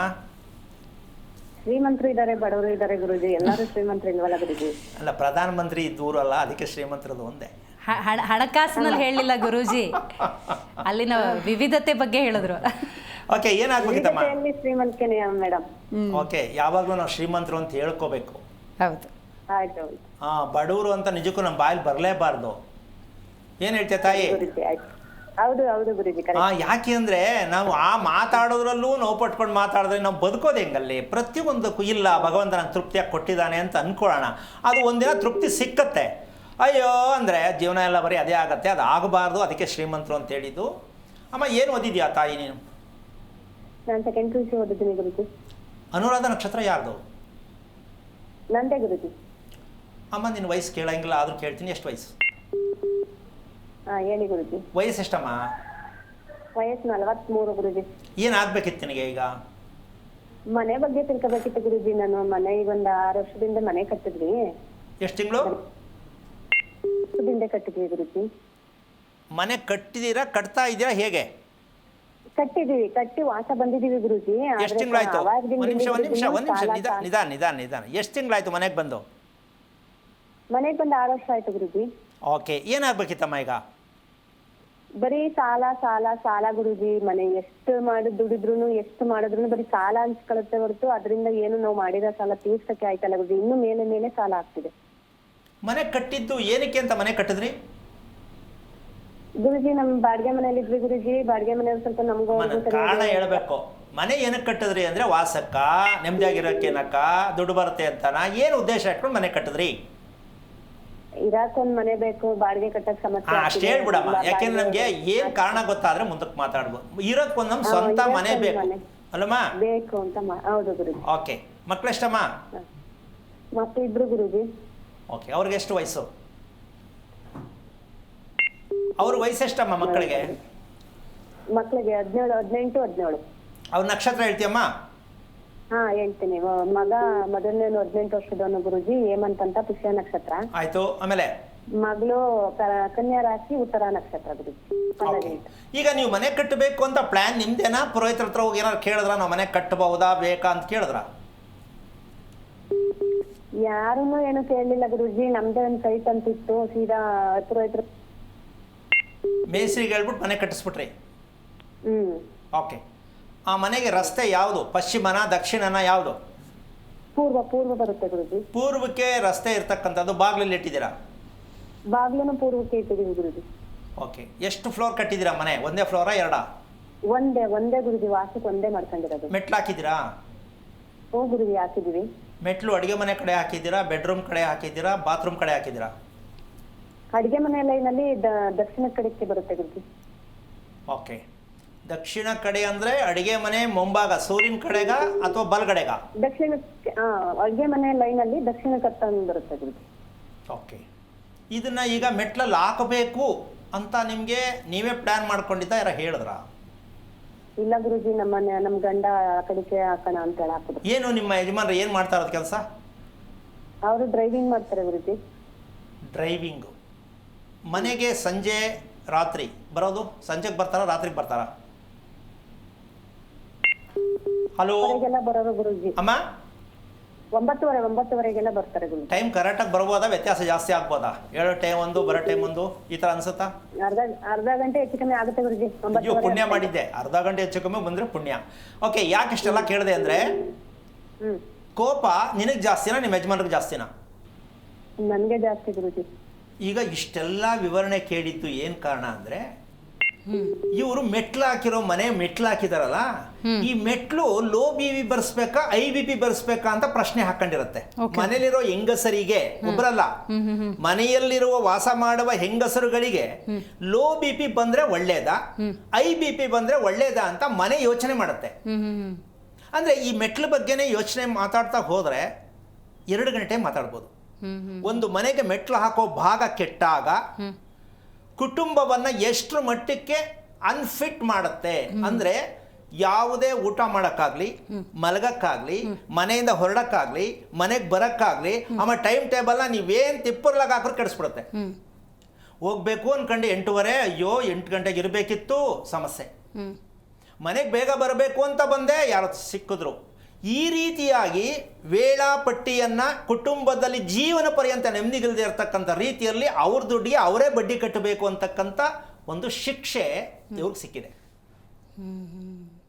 ಅಂದರೆ ನಾವು ಮನೆ ಕಟ್ಟೋದು ಅಂದರೆ 4 ಗೋಡೆ 1 ತಾಸಿ ಮುಗಿದೋಯ್ತು, ನನಗೂ ಗೊತ್ತು, ನನಗೇನು ಗೊತ್ತಿಲ್ಲ, ಈ ಥರ ಈ ನಾ ಅಕ್ಷರ ನಮ್ಮ ದೇಶದಲ್ಲಿ ಕಟ್ಟಿರುವ ಮನೆಗಳನ್ನು ಕಟ್ಟುತ್ತಿರುವವರಿಗೆ ಈ ನಾ ಅಕ್ಷರ ತುಂಬ ಹಾಳು ಮಾಡ್ತಾ ಇದೆ. ನಾನು, ನಂದು, ನನಗೆ ಗೊತ್ತು, ನಾನು ಮನೆ ಕಟ್ತೀನಿ, ನಾನು ಓದಿದ್ದೀನಿ, ಈ ನಾ ಅಕ್ಷರ ನಮ್ಮನ್ನು ಹಾಳು ಮಾಡ್ತಾ ಇದೆ. ಅಮ್ಮ, ನಮ್ಗೆ ಎಷ್ಟೇ ಬುದ್ಧಿ ವಿದ್ಯೆ ಇದ್ರೂ ಸ್ವಲ್ಪ ಏನಾದ್ರು ಒಳಗಡೆ ಭಾಗದಲ್ಲಿ ಎಲ್ಲೋ ಸ್ವಲ್ಪ ಎದೆಯಲ್ಲಿ ನೋವು ಬಂದರೆ ಡಾಕ್ಟರ್ ಹತ್ರ ಹೋಗಿ ತೋರಿಸ್ಲೇಬೇಕು. ನಾವೇ ಅಮೃತಾಂಜನ್ ತಗೊಂಡು ಉಜ್ಕೊಳ್ಳೋದಲ್ಲ. ಇದು ಪ್ರಯತ್ನ ಮಾಡ್ತಾರೆ ಕೆಲವರು. ಯಾಕೆ ಹೋಗ್ಬೇಕು ಡಾಕ್ಟ್ರಿಗೆ, ಒಂದು ಮಾತ್ರ ನುಂಗುದ್ರಾಗಲ್ವಾ ಅಲ್ವಾ? ಫುಲ್ ಸೀರಿಯಸ್ ಆದಾಗ ತಗೊಂಡೋದ ತಕ್ಷಣ ರೋಡಲ್ಲೇ ಹೋಗ್ಬಿಡ್ತಾರೆ. ಆಗ ಯೋಚನೆ ಮಾಡ್ತಾರೆ, ನಾನು ಮೊದಲೇ ಡಾಕ್ಟರ್ ಹತ್ರ ಹೋಗ್ಬೇಕಿತ್ತು. ಕಾಲ ಮೀರಿ ಹೋಗಿರುತ್ತೆ. ಎಲ್ಲ ಹಿಂಗೆ ಮದುವೆ ಮಾಡ್ಕೊಳ್ಳೋದು ಈ ಥರನೇ, ಮಗು ಹೆಸರಿಡೋದು ಹಿಂಗೇನೆ, ಮಗು ಓದಿಸೋದು ಹಿಂಗೆ, ಮಗು ಊಟ ಕೊಡೋದು ಇಷ್ಟೇನೆ. ಎಲ್ಲದರಲ್ಲೂ ನಮ್ಮ ಜನ ನನಗೆ ಗೊತ್ತು. ನಾವು ವಿವರಣೆ ಮಾಡಿ ಕೇಳಿದಾಗ ಗುರುಗಳೇ ಯಾರು ನಿಮ್ಮ ಥರ ಹೇಳಿಲ್ಲ ತಂದಿಟ್ಬಿಡ್ತಾರೆ. ಸಿಂಪಲ್ ಆಗಿ ಹೇಳ್ಬಿಡ್ತಾನೆ, ನಿಮ್ಮ ಥರ ಯಾರು ಹೇಳಿಲ್ಲ, ಮುಗಿದೋಯ್ತು, ನಾನೇ ಮಾತಾಡಂಗಿಲ್ಲ ಇನ್ನು. ಅಮ್ಮ, ನಾನು ಹೇಳಿದ್ದು ಅರ್ಥ ಆಯ್ತಾ ನಿನಗೆ? ಅರ್ಥ ಆಯ್ತು ಗುರುಜಿ. ನಿಮ್ ದುಡ್ಡಿಗೆ ಪ್ರೋಗ್ರಾಮ್ ಅಲ್ಲಿ ನೀವು ಹೇಳಿದ್ರಿ ಮನೆದು ಒಳಾಯ ಅಳತೆ ತಗೊಂಡು ಕಾಲ್ ಮಾಡಿ ಅಂತ ಹೇಳಿದ್ರಿ. ಓಕೆ, ತಗೊಂಡಾ? ಅದು ತಗೊಂಡಿದ್ದೀನಿ ಗುರುಜಿ. ಹೇಳ ಗುರುಜಿ. ಎಷ್ಟು? ಪೂರ್ವ ಪಶ್ಚಿಮ 27 ಗುರುಜಿ, ಉತ್ತರ ದಕ್ಷಿಣ 33 ಅಡಿ. ಮನೆ ಒಳಗಡೆ ಹೇಳ್ತೇನಾ? ಹಾ ಗುರುಜಿ, ಒಳಗಡೆ ಅಳತೆ. ಓಕೆ, ಈಗ ಇಲ್ಲಿ ಟಿವಿ ಸ್ಕ್ರೀನ್ ಮೇಲೆ ನಂಬರ್ ಬರ್ತಾ ಇದೆ. ಹಾ ಗುರುಜಿ. ಆ ನಂಬರ್ಗೆ ಯಾವ ನಂಬರ್ ಸಿಗುತ್ತೋ ಅವರಿಗೆ ನಿಮ್ಮ ಹೆಸರು ಹೇಳಿ, ಗುರುಗಳಿಗೆ ನಾನು ಹೇಳಿದ್ದೀನಿ ಅಂತ ಈ ನಂಬರು ನಾನು ಇಟ್ಕೊಂಡಿರ್ತೀನಿ, ನೀವು ಅವ್ರಿಗೊಂದ್ಸಲ ತಿಳಿಸಿ. 3-4 ನಂಬರ್ ಬರ್ತಾ ಇದೆ ನೋಡಿ ಅಲ್ಲಿ. ಹೇಳಿ ಗುರುಜಿ. ಅದು ಹೇಳಿದ್ದೀನಿ ಅವರಿಗೆ ಕೂಡ. ನೀವು ಅವ್ರಿಗೆ ಹೇಳ್ಬಿಟ್ಟು ನಿಮ್ಮ ಹೆಸರು ಹೇಳ್ಬಿಟ್ಟು ಅವ್ರಿಗೆ ಅದನ್ನ ಸಂಖ್ಯೆನ ಹೇಳ್ಬಿಡಿ, ನಾನು ಅದಕ್ಕೆ ನಿಮ್ಮ ಹತ್ರ ನಾನು ಮಾತಾಡ್ತೀನಿ, ಆಯ್ತಾ? ಅಮ್ಮ, ಎದುರ್ಕೊಳ್ಳೋದು ಬೇಡ. ನಿಮ್ಮ ಯಜಮಾನರು ಇದ್ರ ಬಗ್ಗೆ ತಿಳ್ಕೊಳಕ್ ರೆಡಿ ಇದ್ದಾರಾ? ರೆಡಿ ಇದ್ದಾರೆ ಗುರುಜಿ, ನಮ್ಗಿಂತ ಅವ್ರಿಗೆ ಜಾಸ್ತಿ. ಮತ್ತೆ ಯಾಕೆ ಕಟ್ಟುವಾಗಲೇ ಯಾಕೆ ಅದೆಲ್ಲ ತಿಳ್ಕೊಳ್ಳಿಲ್ಲ? ಕಟ್ಟವಾಗ ಅಂತ ಅಂದ್ರೆ ಗುರುಜಿ, ಅವರು ಬಾಡಿಗೆನ ಬಾಳ ಪಾತ್ರೆ ಎಲ್ಲ ತೆಗ್ದು ಆಚೆ ಹಾಕ್ಬಿಡ್ತೀನಿ ಅಂತ ಎದುರಿಸ್ಬಿಟ್ಟು ಗುರುಜಿ, ನಮ್ಗೆ ಗೊತ್ತಾಗಿಲ್ಲ. ಏನ್ ಮನೆ ಕಟ್ಟೋದು ಸಿಟಿ ಬಸ್ ಹತ್ತಂಗಿರ್ತದ ನಿನ್ನಿಷ್ಟಕ್ಕೆ? ಇದು ಹೆಂಗೆ ಹೇಳ್ತೀಯ? ಒಳ್ಳೆ ಕತೆ ಅಲ್ಲ. ಹಂಗನ್ಬಿಟ್ಟು ಆ ರೋಡಲ್ಲಿ ಬಿಸಾಕ್ಬಿಡ್ತೀನಿ, ಇದು ಏನು ಅರ್ಥ ಇದೆ? ಹಾಗಾದ್ರೆ ಏನು ಕಾರ್ಯ ಎಲ್ಲೂ ಇಲ್ವಾ? ಅದಕ್ಕೆಲ್ಲ ಕಾನೂನು ಇಲ್ವಾ? ಹಂಗೆಲ್ಲ ಅನ್ಕೊಳ್ಳೋದಲ್ಲಮ್ಮ. ಅರ್ಜೆಂಟನ್ನು ಮದುವೆ ಮಾಡ್ಕೊಂಬಿಟ್ಟೆ, ಸರ್ಕಲಲ್ಲಿ ತಾಲಿ ಕಟ್ಬಿಟ್ಟೆ ಅಂದರೆ ಹೆಂಗಾಗತ್ತದು? ಅದೆಲ್ಲ ಹಂಗೆ ಮಾಡಬಾರ್ದು. ಅದಕ್ಕೆ ಅದೊಂದು ಶಿಸ್ತು ನಿಯಮಗಳಿರುತ್ತೆ ತಾಯಿ. ಯೋಚನೆ ಮಾಡಬೇಡ. ಇವಾಗ ಸ್ಟೇರ್ ಕೇಸ್ ಹಾಕಿದ ತಕ್ಷಣ ಏನು ಮಾಡೋದಪ್ಪ ಅಂತ ಅನ್ಕೋಬೇಡ. ನಿನಗೆ ಉದಾಹರಣೆ, ನಿಂತರ ಮನೆ ಕಟ್ಟೋ ಬುದ್ಧಿವಂತರಿಗೆ ಅರ್ಥ ಆಗಲಿ ಅಂತ. ನನಗೆ ಗೊತ್ತು ಅಂತ ಮೇಸ್ತ್ರಿ ಹೇಳ್ತಾನೆ, ನನಗೆ ಗೊತ್ತು ಅಂತ ಇಂಜಿನಿಯರ್ ಹೇಳ್ತಾರೆ, ನನಗೆ ಗೊತ್ತು ಅಂತ ಶಾಸ್ತ್ರಗಳವ್ರು ಹೇಳ್ತಾರೆ. ಯಾರಿಗೂ ಗೊತ್ತಿರಲ್ಲ. ಗೊತ್ತಿಲ್ಲದೆ ಹಿಂಗೆ ಅನುಭವಿಸ್ತಾ ಇದ್ದೀವಿ. ತಿಳ್ಕೊಳ್ಳೋ ಪ್ರಯತ್ನ ಮಾಡು. ಯೋಚನೆ ಮಾಡೋದು ಬೇಡ. ಗಂಡ ಹೆಂಡತಿ ಇಬ್ಬರು ಮೊದಲು ಡಿಸೈಡ್ ಮಾಡಿ ಮನೆ ಬಗ್ಗೆ ತಿಳ್ಕೊಳ್ಳೋಣ. ಯಾಕೆ ಅಂದರೆ ಪುಷ್ಯ ನಕ್ಷತ್ರದ ಮಗ ಹುಟ್ಟಿದ್ದಾನೆ ಜೋಪಾನ. ಯಾಕೆ ಅಂದರೆ ಅವನೇ ಒಂದು ದೊಡ್ಡ ಟೈಮ್ ಬಾಂಬ್ ಆಗ್ತಾನೆ ನಿಮ್ಮ ಮನೆಗೆ. ಈ ಸಮಸ್ಯೆಯಿಂದ ಆ ಸಮಸ್ಯೆ ಶುರುವಾಗುತ್ತೆ. ಅದಕ್ಕೆ ಇದೆಲ್ಲ ತಿಳ್ಕೊಂಡ್ರೆ ನಿಮ್ಮ ಮಕ್ಕಳದು ಬರುತ್ತೆ, ನಿಮ್ಮದು ಬರುತ್ತೆ, ಮನೆಯದು ಬರುತ್ತೆ. ಒಳ್ಳೇದಾಗಲಿ ತಾಯಿ, ಭಗವಂತ ಒಳ್ಳೇದು ಮಾಡಿ ನಿಮಗೆ. ಮಹಾದೇವಿ ಅಂತ ಕರೆ ಮಾಡಿದ್ದಾರೆ ಕಲಬುರಗಿಯಿಂದ. ನಮಸ್ಕಾರ ಮಹಾದೇವಿ ಅವ್ರಿಗೆ. ನಮಸ್ಕಾರ ಮೇಡಮ್. ಓಕೆ, ಯಾರ ಬಗ್ಗೆ ತಿಳ್ಕೊಳ್ಬೇಕಾಗಿತ್ತು ಮಹಾದೇವಿ ಅವರು? ಮೇಡಮ್ ನಾನು ನಮ್ಮ ತಮ್ಮನ ಬಗ್ಗೆ ಮಾತಾಡ್ಬೇಕಾಗಿತ್ತು. ಮಗನ್ ನಕ್ಷತ್ರ ಹೇಳ್ತಾ ಇದ್ದೀನಿ ಮೇಡಮ್. ಓಕೆ, ನಕ್ಷತ್ರ ತಿಳಿಸಿ. ಧನಿಷ್ಠ ನಕ್ಷತ್ರ ಮೇಡಮ್. ಗುರುಜಿ ಇದ್ದಾರೆ ಮಾತೆ. ಹಲೋ, ಹರಿ ಓಂ ಗುರುಗಳೇ. ನಾರಾಯಣ, ಹೇಳಿಮ್ಮ, ಎಷ್ಟು ವಯಸ್ಸು ಮಗನಿಗೆ? ಮಗನ್ ಬಗ್ಗೆ ಇಲ್ಲ ಗುರುಗಳೇ, ಮಗನ್ ಮೂಲಕ ನಕ್ಷತ್ರ ಮೂಲಕ ತಮ್ಮನ ಬಗ್ಗೆ ತಿಳ್ಕೊಬೇಕು ಗುರುಗಳೇ. ನೀನು ಹೇಳಿದ ಏನು ಗೊತ್ತಾಗಲ್ಲ. ತಮ್ಮನ ಬಗ್ಗೆ ಗುರುಜಿ. ತಮ್ಮನ ಬಗ್ಗೆ ಬೇಕಾ? ಹೌದು ಗುರುಗಳೇ, ತಮ್ಮನ ಬಗ್ಗೆ ಗೊತ್ತಾಗ್ತದೆ. ಏನು ಬೇಕಾಗಿತ್ತು ತಮ್ಮನ ಬಗ್ಗೆ? ಏನಿಲ್ಲ ಗುರುಗಳೇ, ಮದುವೆ ಡಿಲೇ ಆಗ್ತಾ ಇದೆ, ಬಟ್ ತಪ್ಪುಗಳು ಸುಮಾರು ಆಗಿದೆ ನಮ್ಮ ಮನೆತನದಲ್ಲಿ. ಎಷ್ಟು ಕಾರಣ ಏನು? ಎಷ್ಟು ವಯಸ್ಸೆಷ್ಟು? ವಯಸ್ಸು 31 ಗುರುಗಳೇ. ಧನಿಷ್ಠ ನಕ್ಷತ್ರನಾ? ಧನಿಷ್ಠ ಮಗಂದು ಧನಿಷ್ಠ ನಕ್ಷತ್ರ. ತಮ್ಮಂದು ಯಾವುದು? ತಮ್ಮಂದು ಉತ್ತರ ನಕ್ಷತ್ರ ಗುರುಗಳೇ. ಓಕೆ, ನೀವು ಮನೆದು ಅಳತೆ ಗೊತ್ತಿದೆಯಾ ಅಮ್ಮ? ನಿಮ್ಮ ತಮ್ಮನ ಮನೆದು ತಮ್ಮ ಅಪ್ಪ ಕೇಳ್ಬೇಕಾಗುತ್ತೆ ಗುರುಗಳೇ. ಸರಿ, ನಮ್ಮ ಅಳತೆ ಹೇಳಿದ್ದೆ ನಾನು ನಿನ್ನೆ ಕಾರ್ಯಕ್ರಮದಲ್ಲಿ ಹೇಳಿದ್ದೆ. ಮನೆ ಅಳತೆ, ಒಳ ಅಳತೆ ಹೇಳ್ಬಿಟ್ಟೆ ಕರೆ ಮಾಡಬೇಕು. ನಕ್ಷತ್ರ ಜೊತೆಗೆ ಅದು ಬಂದರೆ, ಈಗ ಇಷ್ಟೊತ್ತು ಅದನ್ನೇ ಮಾತಾಡಿದೆ. ಮನೆಯ ಸತ್ಯವನ್ನು, ಬಾಡಿಗೆ ಮನೆ ಆಗಲಿ, ಲೀಸಲ್ಲಿರಲಿ, ಯಾವುದರಲ್ಲೇ ಇರಲಿ, ನೀವು ವಾಸ ಮಾಡೋ ಮನೆ ನಿಮ್ಮದು ಇರೋವರೆಗೂ ಅದರ ಅಳತೆ ಕೊಟ್ಟರೆ ನೀವು ನಿಮ್ಮ ಕುಟುಂಬದ ರಹಸ್ಯ ಗೊತ್ತಾಗತ್ತೆ. ಅದಕ್ಕೋಸ್ಕರವಾಗಿ ನಿಮ್ಮ ಅಪ್ಪನ ಮನೆ ಅಳತೆಯನ್ನು ತಗೊಂಡು ನೀವು ಇನ್ನೊಮ್ಮೆ ಕರೆ ಮಾಡೋದಕ್ಕೆ ಪ್ರಯತ್ನ ಮಾಡು ತಾಯಿ. ನಿಧಾನ ಆದರೂ ಪರವಾಗಿಲ್ಲ, ಕರೆಕ್ಟಾಗಿ ತಿಳ್ಕೊಳ್ಳಿ. ಅರ್ಜೆಂಟ್ಗೆ ಅರ್ಧ ಬರ್ಧ ತಿಳ್ಕೊಬೇಡಿ. ಜೀವನದಲ್ಲಿ ಪೂರ್ಣವಾಗಿ ತಿಳ್ಕೊಳ್ಳೋಕೆ ಪ್ರಯತ್ನ ಮಾಡಿ. ಒಳ್ಳೆಯದಾಗಲಿ. ಓಕೆ, ಕರೆ ಮಾಡಿದ್ದಕ್ಕಾಗಿ ಧನ್ಯವಾದಗಳು. ಗುರುಗಳೇ, ಆಗಲೇ ಒಂದು ದೇವರನ್ನು ಆರತಿ ಮಾಡೋ ಸಂದರ್ಭದಲ್ಲಿ ಇದು ನಮಗೆ ಎನ್ನುವಂಥ ಭಾವನೆ ಇರಬೇಕು ಅಂತ ಹೇಳಿದ್ರಿ. ಕೆಲವೊಬ್ಬರು ಅವರ ಪರಿಸ್ಥಿತಿಯೋ ಅಥವಾ ಪರಿಸರದ ಪರಿಣಾಮ ತಮ್ಮಲ್ಲಿ ತಾವು ಕೀಳರಿಮೆ ಇಟ್ಕೊಂಡಿರ್ತಾರೆ. ಅಯ್ಯೋ, ನನ್ನ ಕೈಲಿ ಆಗಲ್ವೇನೋ, ನನ್ನಲ್ಲಿ ಶಕ್ತಿ ಇಲ್ವೇನೋ, ನಾನು ಆ ಸಾಧನೆ ಮಾಡ್ತೀನೋ ಇಲ್ವೋ. ಈ ರೀತಿಯ ಹೊಸ ವಿಧಾನಗಳನ್ನು ಅಳವಡಿಸ್ಕೊಳ್ಳೋದ್ರಿಂದ ಅವರಲ್ಲೊಂದು ಶಕ್ತಿ ಉದ್ಭವ ಆಗ್ಬೋದು ಅಂತೀರಾ? ಇಲ್ಲಿ ಇದಕ್ಕೊಂದು ವಿಚಾರ ಹೇಳಬೇಕಾಗತ್ತೆ. ಯಾಕೆ ಅನ್ನ, ಪ್ರಸಾದ ಇವೆಲ್ಲ ಯಾಕೆ ಪದ ವಿಚಾರಗಳು ಬರ್ತಾ ಇದೆ ಅಂದರೆ, ಇದಕ್ಕೆಲ್ಲ ಮೂಲ ಕಾರಣ ಮನಸ್ಸು. ಈ ಮನಸ್ಸಿಗೆ ಮೂಲ ಬೇರೆ ಯಾವುದು ಅಂದರೆ, ಈ ಮನಸ್ಸನ್ನು ಈ ಥರ ಒಯ್ಲಾಟ ಆಡ್ತಾ ಇರ್ತಕ್ಕಂಥದ್ದಕ್ಕೆ ಮೂಲ ಕಾರಣ ಏನು ಅಂದರೆ ಹಸಿವು. ಈ ಮನಸ್ಸಿಗೂ ಹಸಿವಿಗೂ ಇರ್ತಕ್ಕಂಥ ರಿಲೇಷನ್ಶಿಪ್ ಇದೆಯಲ್ಲಮ್ಮ, ಇದು ನಮ್ಮ ಜನ ಜೀವಮಾನದ ತಿಳ್ಕೊಳಕ್ಕಾಗಲ್ಲ. ಇವತ್ತು 80% ಮಕ್ಕಳಿಗೆ ಕಾಲು ನೋವು ಇಲ್ಲ ಅಂತ ಯಾವುದೇ ಮಕ್ಕಳು ನೀನು ಕೇಳ್ಬಿಡಮ್ಮ, ಸ್ಕೂಲ್ಗೆ ಹೋಗಿ ಬಂದ ತಕ್ಷಣ ಮಗು ಕಾಲು ನೋವು ಅಂತ ಹೇಳುತ್ತೆ. ಈಗ ಈ ಮಗುವಿಗೆ ನಮ್ಮ ಸೈನ್ಸಲ್ಲಿ ಜಾಗ ಇದೆ ಅಂತ ನಾನು ಚಾಲೆಂಜ್ ಮಾಡಿ ಪ್ರಶ್ನೆ ಹಾಕ್ತೀನಿ. ಮಕ್ಕಳು ಓದುವ ಮಕ್ಕಳಿಗೆ, ಚಿಕ್ಕ ವಯಸ್ಸಿನ ಮಕ್ಕಳಿಗೆ ಕಾಲು ನೋವು ಬರಲು ಕಾರಣ ಇದೆಯಾ? ಯಾವುದೇ ಲೈನಲ್ಲಿ ಬನ್ನಿ, ನೀವು ಉತ್ತರ ಕೊಡಿ ಅಂತ ನಾನು ಕೇಳ್ತೀನಿ. ಯಾವುದೇ ನೀವು ಇದು ಮ್ಯಾಜಿಕ್ ಮಾಡ್ಕೊಂಡು ಬನ್ನಿ. ಯಾಕೆ ಚಿಕ್ಕ ಮಗುಗೆ ಕಾಲು ನೋವು ಅಂತ ಬರೋದಕ್ಕೆ ಕಾರಣ ಏನು? ಈಗ ವಯಸ್ಸಾಯ್ತು, ಶಕ್ತಿ ಇಲ್ಲ, ದೊಡ್ಡವ್ರಿಗೆ ಒಪ್ಕೊಳ್ಳೋಣ. ಮಗು ಅದು ಪಾಪ, ಆ ಮಗುಗೆ ಅದಕ್ಕೆ ಏನು ರಿಸ್ಕ್ ಇರಲ್ಲ ಅಂತ ನಾವು ಅನ್ಕೊಂಡಿದೀವಿ. ರಿಸ್ಕ್ ತುಂಬಾ ಇರುತ್ತೆ ಮಗುಗೆ, ನಮಗಿನ್ನ ಹೆಚ್ಚು ರಿಸ್ಕ್ ಮಗುಗೆ ಇರೋದು. ಏನು ಕೇಳ್ತೀಯಮ್ಮ? ಹೌದೌದು. ಯಾಕೆ ಅನ್ನೋದಕ್ಕೆ ಹಸಿವುದು ವಿಚಾರ ಗೊತ್ತಿಲ್ಲ, ಕ್ವಾಲಿಟಿ ಗೊತ್ತಿಲ್ಲ. ಮಗುವಿಗೆ ನನಗೇನಾಗ್ತಾ ಇದೆ, ಇದಕ್ಕೆ ಅಸ್ವಸ್ಥತೆ ಅಂತಾರೆ. ಮಗು ಸಾವಿನ ಸಂಗತಿ ಅಂದರೆ ಹೇಗಿರುತ್ತೆ ಅಂದರೆ, ಉಸಿರಾಡ್ತಾ ಇರುತ್ತೆ, ಕಣ್ಬಿಡ್ತಾ ಇರುತ್ತೆ, ನೋಡ್ತಾ ಇರೋದು ಅಷ್ಟೇ ವಿನಃ ಮಗುವಿನಲ್ಲಿ ಶಕ್ತಿ ಇರಲ್ಲ. ಈ ಹಸಿವಿನ ಪೂರ್ಣ ಕಾರಣಕರ್ತ ಯಾರು? ಭಗವಂತನೇ. ಹಸಿವಿನಲ್ಲಿ ಭಗವತಿ ವಾಸ ಮಾಡ್ತಾರಂತೆ. ಆ ಹಸಿವು ಕ್ಲಾರಿಟಿಯಾಗಿ ಎಲ್ರಿಗೂ ಗೊತ್ತಾಗಲ್ಲ. ಕೆಲವರಿಗೆ, ದೊಡ್ಡವ್ರಿಗೇನೆ ನನಗೆ ಹಸಿವೆ ಆಗಲ್ಲ, ಯಾವಾಗಲೂ ತಿಂತೀನಿ. ಹೌದೌದೌದು, ತುಂಬಾ ಸಮಸ್ಯೆಗಳಿದೆ. ಇದು ಮಕ್ಕಳ ವಿಚಾರಕ್ಕೆ ಬರೋದಾದ್ರೆ ಗುರುಜಿ, ಬಹಳ ಮುಖ್ಯವಾಗಿ ನೀವು ಹೇಳಿದ್ರಿ, ಅನ್ನ, ಅದರ ಜೊತೆಗೆ ತುಪ್ಪ, ಅದ್ಭುತ ಆಹಾರ ಅದು. ಇದ್ರ ಜೊತೆಗೆ ಪಲ್ಯ, ಹೌದು, ಅದು ಕೂಡ ಅತ್ಯವಶ್ಯಕವಾಗಿರುವಂಥದ್ದು. ಆದರೆ ಇವತ್ತಿನ ಮಕ್ಕಳು ಪಿಜ್ಜಾ, ಬರ್ಗರ್ ಇದ್ರ ಒಳಗೆ ಮುಳುಗೋಗ್ಬಿಟ್ಟಿದ್ದಾರೆ. ಹೆಂಗೆ ಅವ್ರನ್ನ ಈ ಟ್ರ್ಯಾಕಿಗೆ ತರೋದು? ಅಲ್ಲ, ಒಂದು ವಿಷಯ, ಅದಕ್ಕೆ ಮುಂಚೆ ನೀವು ತಪ್ಪು ಮಾಹಿತಿಯನ್ನು ಮಕ್ಕಳಿಗೆ ಬೆಳೆಸಿರೋ ರೀತಿಗೆ ಅವರು ನಾಲ್ಗೆ ರುಚಿಗೆ ಹೋಗಿದ್ದಾರೆ. ಹೌದು. ಈ ನಾಲ್ಗೆ ರುಚಿ ಏನಕ್ಕೆ ಹೋಗುತ್ತೆ, ನಾಲ್ಗೆ ರುಚಿ ಮುಂದೆ ಏನು ಮಾಡುತ್ತೆ ಅಂತಕ್ಕಂಥ ವಿಷಯಕ್ಕೆ ಬಂದರೆ ಅಮ್ಮ, ಒಂಚೂರು ಹೇಳಲೇಬೇಕಾಗತ್ತೆ, ಹೇಳೋ ಸಂದರ್ಭ ಅದು ಹೇಳಲೇಬೇಕಾಗತ್ತೆ. ಆದಷ್ಟು ನಾನು ಅದನ್ನು ನಾಚಿಕೆ ಪಟ್ಕೊಂಡು ಅಯ್ಯೋ ಇದು ಹೇಳಬೇಕು ಹೇಳಬಾರ್ದು ಅನ್ನಲ್ಲ, ಯಾಕೆಂದರೆ ಜನಕ್ಕೆ ಅರ್ಥ ಆಗಲಿ ಅಂತ ಹೇಳ್ತೀನಿ. ಇವತ್ತು ಪೇಪರಲ್ಲಿ ನಾನೊಂದು ವಿಚಾರ ನೋಡಿದೆ. 9ನೇ ಕ್ಲಾಸಿಗೆ ನಂತರ ಅಂತ ಏನೋ ಇತ್ತಂತೆ. 9ನೇ ಕ್ಲಾಸ್ ಒಳಗಡೆನೆ ಲೈಂಗಿಕ ಶಿಕ್ಷಣದ ಬಗ್ಗೆ ಒಂದು ಸ್ವಲ್ಪ ಮಾಹಿತಿ ಕೊಡಬೇಕು ಅಂತ ಕಾನೂನಲ್ಲಿ ಬರಬೇಕು ಮಾಡಬೇಕು ಅಂತ ಪೇಪರಲ್ಲಿ ಓದಿದೆ. ಅದು ನನಗೆ ಆ ಕ್ಲಾಸಲ್ಲಿ ಎಲ್ಲೈತೆ ಅನ್ನೋ ನಂಗೆ ಗೊತ್ತಿಲ್ಲ. ಬೇಗನೆ ಕೊಡಬೇಕು ಅದನ್ನ. ಹೌದೌದು. ನನಗೆ ಒಂದು ಸ್ವಲ್ಪ ಬೇಜಾರಾಯಿತು. ಅದು ತುಂಬ ಉನ್ನತ ಸ್ಥಾನ, ಅದನ್ನು ಬಾಯಿಂದ ಹೇಳೋಕ್ಕಾಗಲ್ಲ. ಅಂಥ ಉನ್ನತ ಮಟ್ಟದಲ್ಲಿ ನಮ್ಮ ವಿಶ್ವಕ್ಕೆ ಒಂದು ಉನ್ನತ ಮಟ್ಟದ ಒಂದು ಸ್ಥಾನ ಅದು. ಆ ಸ್ಥಾನದಲ್ಲಿ ಕೂತ್ಕೊಂಡು ನೀವು ಲೈಂಗಿಕ ಅನ್ನೋ ಪದ ಬಳಸೋದೇ ಮೊದಲನೇ ಅಪರಾಧ. ಲೈಂಗಿಕ ಬರೋದು ಪ್ರಾಣಿಗಳಿಗೆ, ಮನುಷ್ಯನಿಗೆ ಯಾವ್ದು ಬರಬೇಕು? ದೈವಿಕ ಬರಬೇಕು. ನಮ್ಗೆ ವ್ಯತ್ಯಾಸನೇ ಗೊತ್ತಿಲ್ಲ. ಲೈಂಗಿಕ ಅನ್ನೋ ಪದನ ಹೆಂಗ್ರಿ ಬಳಸ್ತೀರಿ ಮನುಷ್ಯರಾದವರು? ಯಾರು ಹೇಳ್ತಾರೆ ಇದನ್ನ? ಇಲ್ವಲ್ಲ. ಅದು ಪ್ರಾಣಿಗಳಿಗೆ ನಡೆಯುವಂಥದ್ದಕ್ಕೆ ಲೈಂಗಿಕ, ಓಪನ್ ಪಿಚ್ಚಲ್ಲಿ ಬರ್ತಕ್ಕಂಥ ಲೈಂಗಿಕ ಆಗತ್ತೆ. ಅದಕ್ಕೆ ಸಂಬಂಧ ಗೊತ್ತಿಲ್ಲ, ಸಮಯ ಗೊತ್ತಿಲ್ಲ, ಎಲ್ಲಿದ್ದೀನಿ ಅಂತ ಗೊತ್ತಿಲ್ಲ, ಅದು ಲೈಂಗಿಕ ಅಂತ ಹೇಳ್ತಾರೆ. ನಾವು ಮನುಷ್ಯರು ಮನೆ ಒಳಗಡೆ ಇದ್ಕೊಂಡವರು ನಾವು ಲೈಂಗಿಕ ಅಂತ ಪದ ಬಳಸ್ತೀವಿ ಅಂದರೆ ಯಾವ ಪುರುಷಾರ್ಥಕ್ಕೆ ಈ ಭೂಮಿಯಲ್ಲಿ ಹುಟ್ಟಿದೀವಿ ನಾವು? ಅಂಥ ಸ್ಥಾನದಲ್ಲಿ ಇದ್ಕೊಂಡು ಈ ಪದವನ್ನು ಬಳಸೋರೆ ಪೇಪರಲ್ಲಿ ನೋಡಿ ನಾಚಿಕೆ ಆಯಿತು ನನಗೆ. ನಮ್ಮ ಕನ್ನಡ ದೇಶ ಯಾವ ಮಟ್ಟಕ್ಕೆ ಹೋಗ್ತಾ ಇದೆ ಅಂತ. ಮಾತನಾಡೋ ಮಾತಿನಲ್ಲಿ ಒಂದು ಶಬ್ದದಲ್ಲಿ ಏನು ಅರ್ಥಗಳು ತಿಳ್ಕೊಂಡು ಮಾತಾಡಬೇಕು. ಯಾಕೆಂದರೆ ಅತಿರೇಕದ ವಿದ್ಯಾಭ್ಯಾಸದಿಂದ ನಾವು ಈ ಮಟ್ಟಕ್ಕೆ ಹೋಗ್ತಾ ಇದ್ದೀವಿ ಅಂತ ನಾನೇ ಸಮರ್ಥನೆ ಮಾಡ್ಕೊಂಡು ಸುಮ್ಮನೆ ಆದೆ.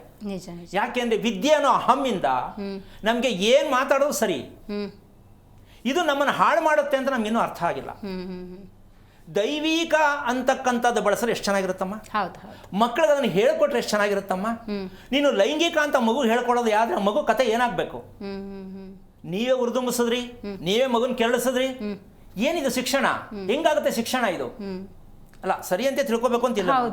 ಮಗು ಹತ್ರ ಭಾಷೆ ಬಳಸೋದು ಕಲಿಬೇಕ್ರಿ. ಫಸ್ಟು ಯಾವ ಭಾಷೆ ಬಳಸ್ಬೇಕಂತ ನಾವೇ ಕಲ್ತಿರಲ್ಲ.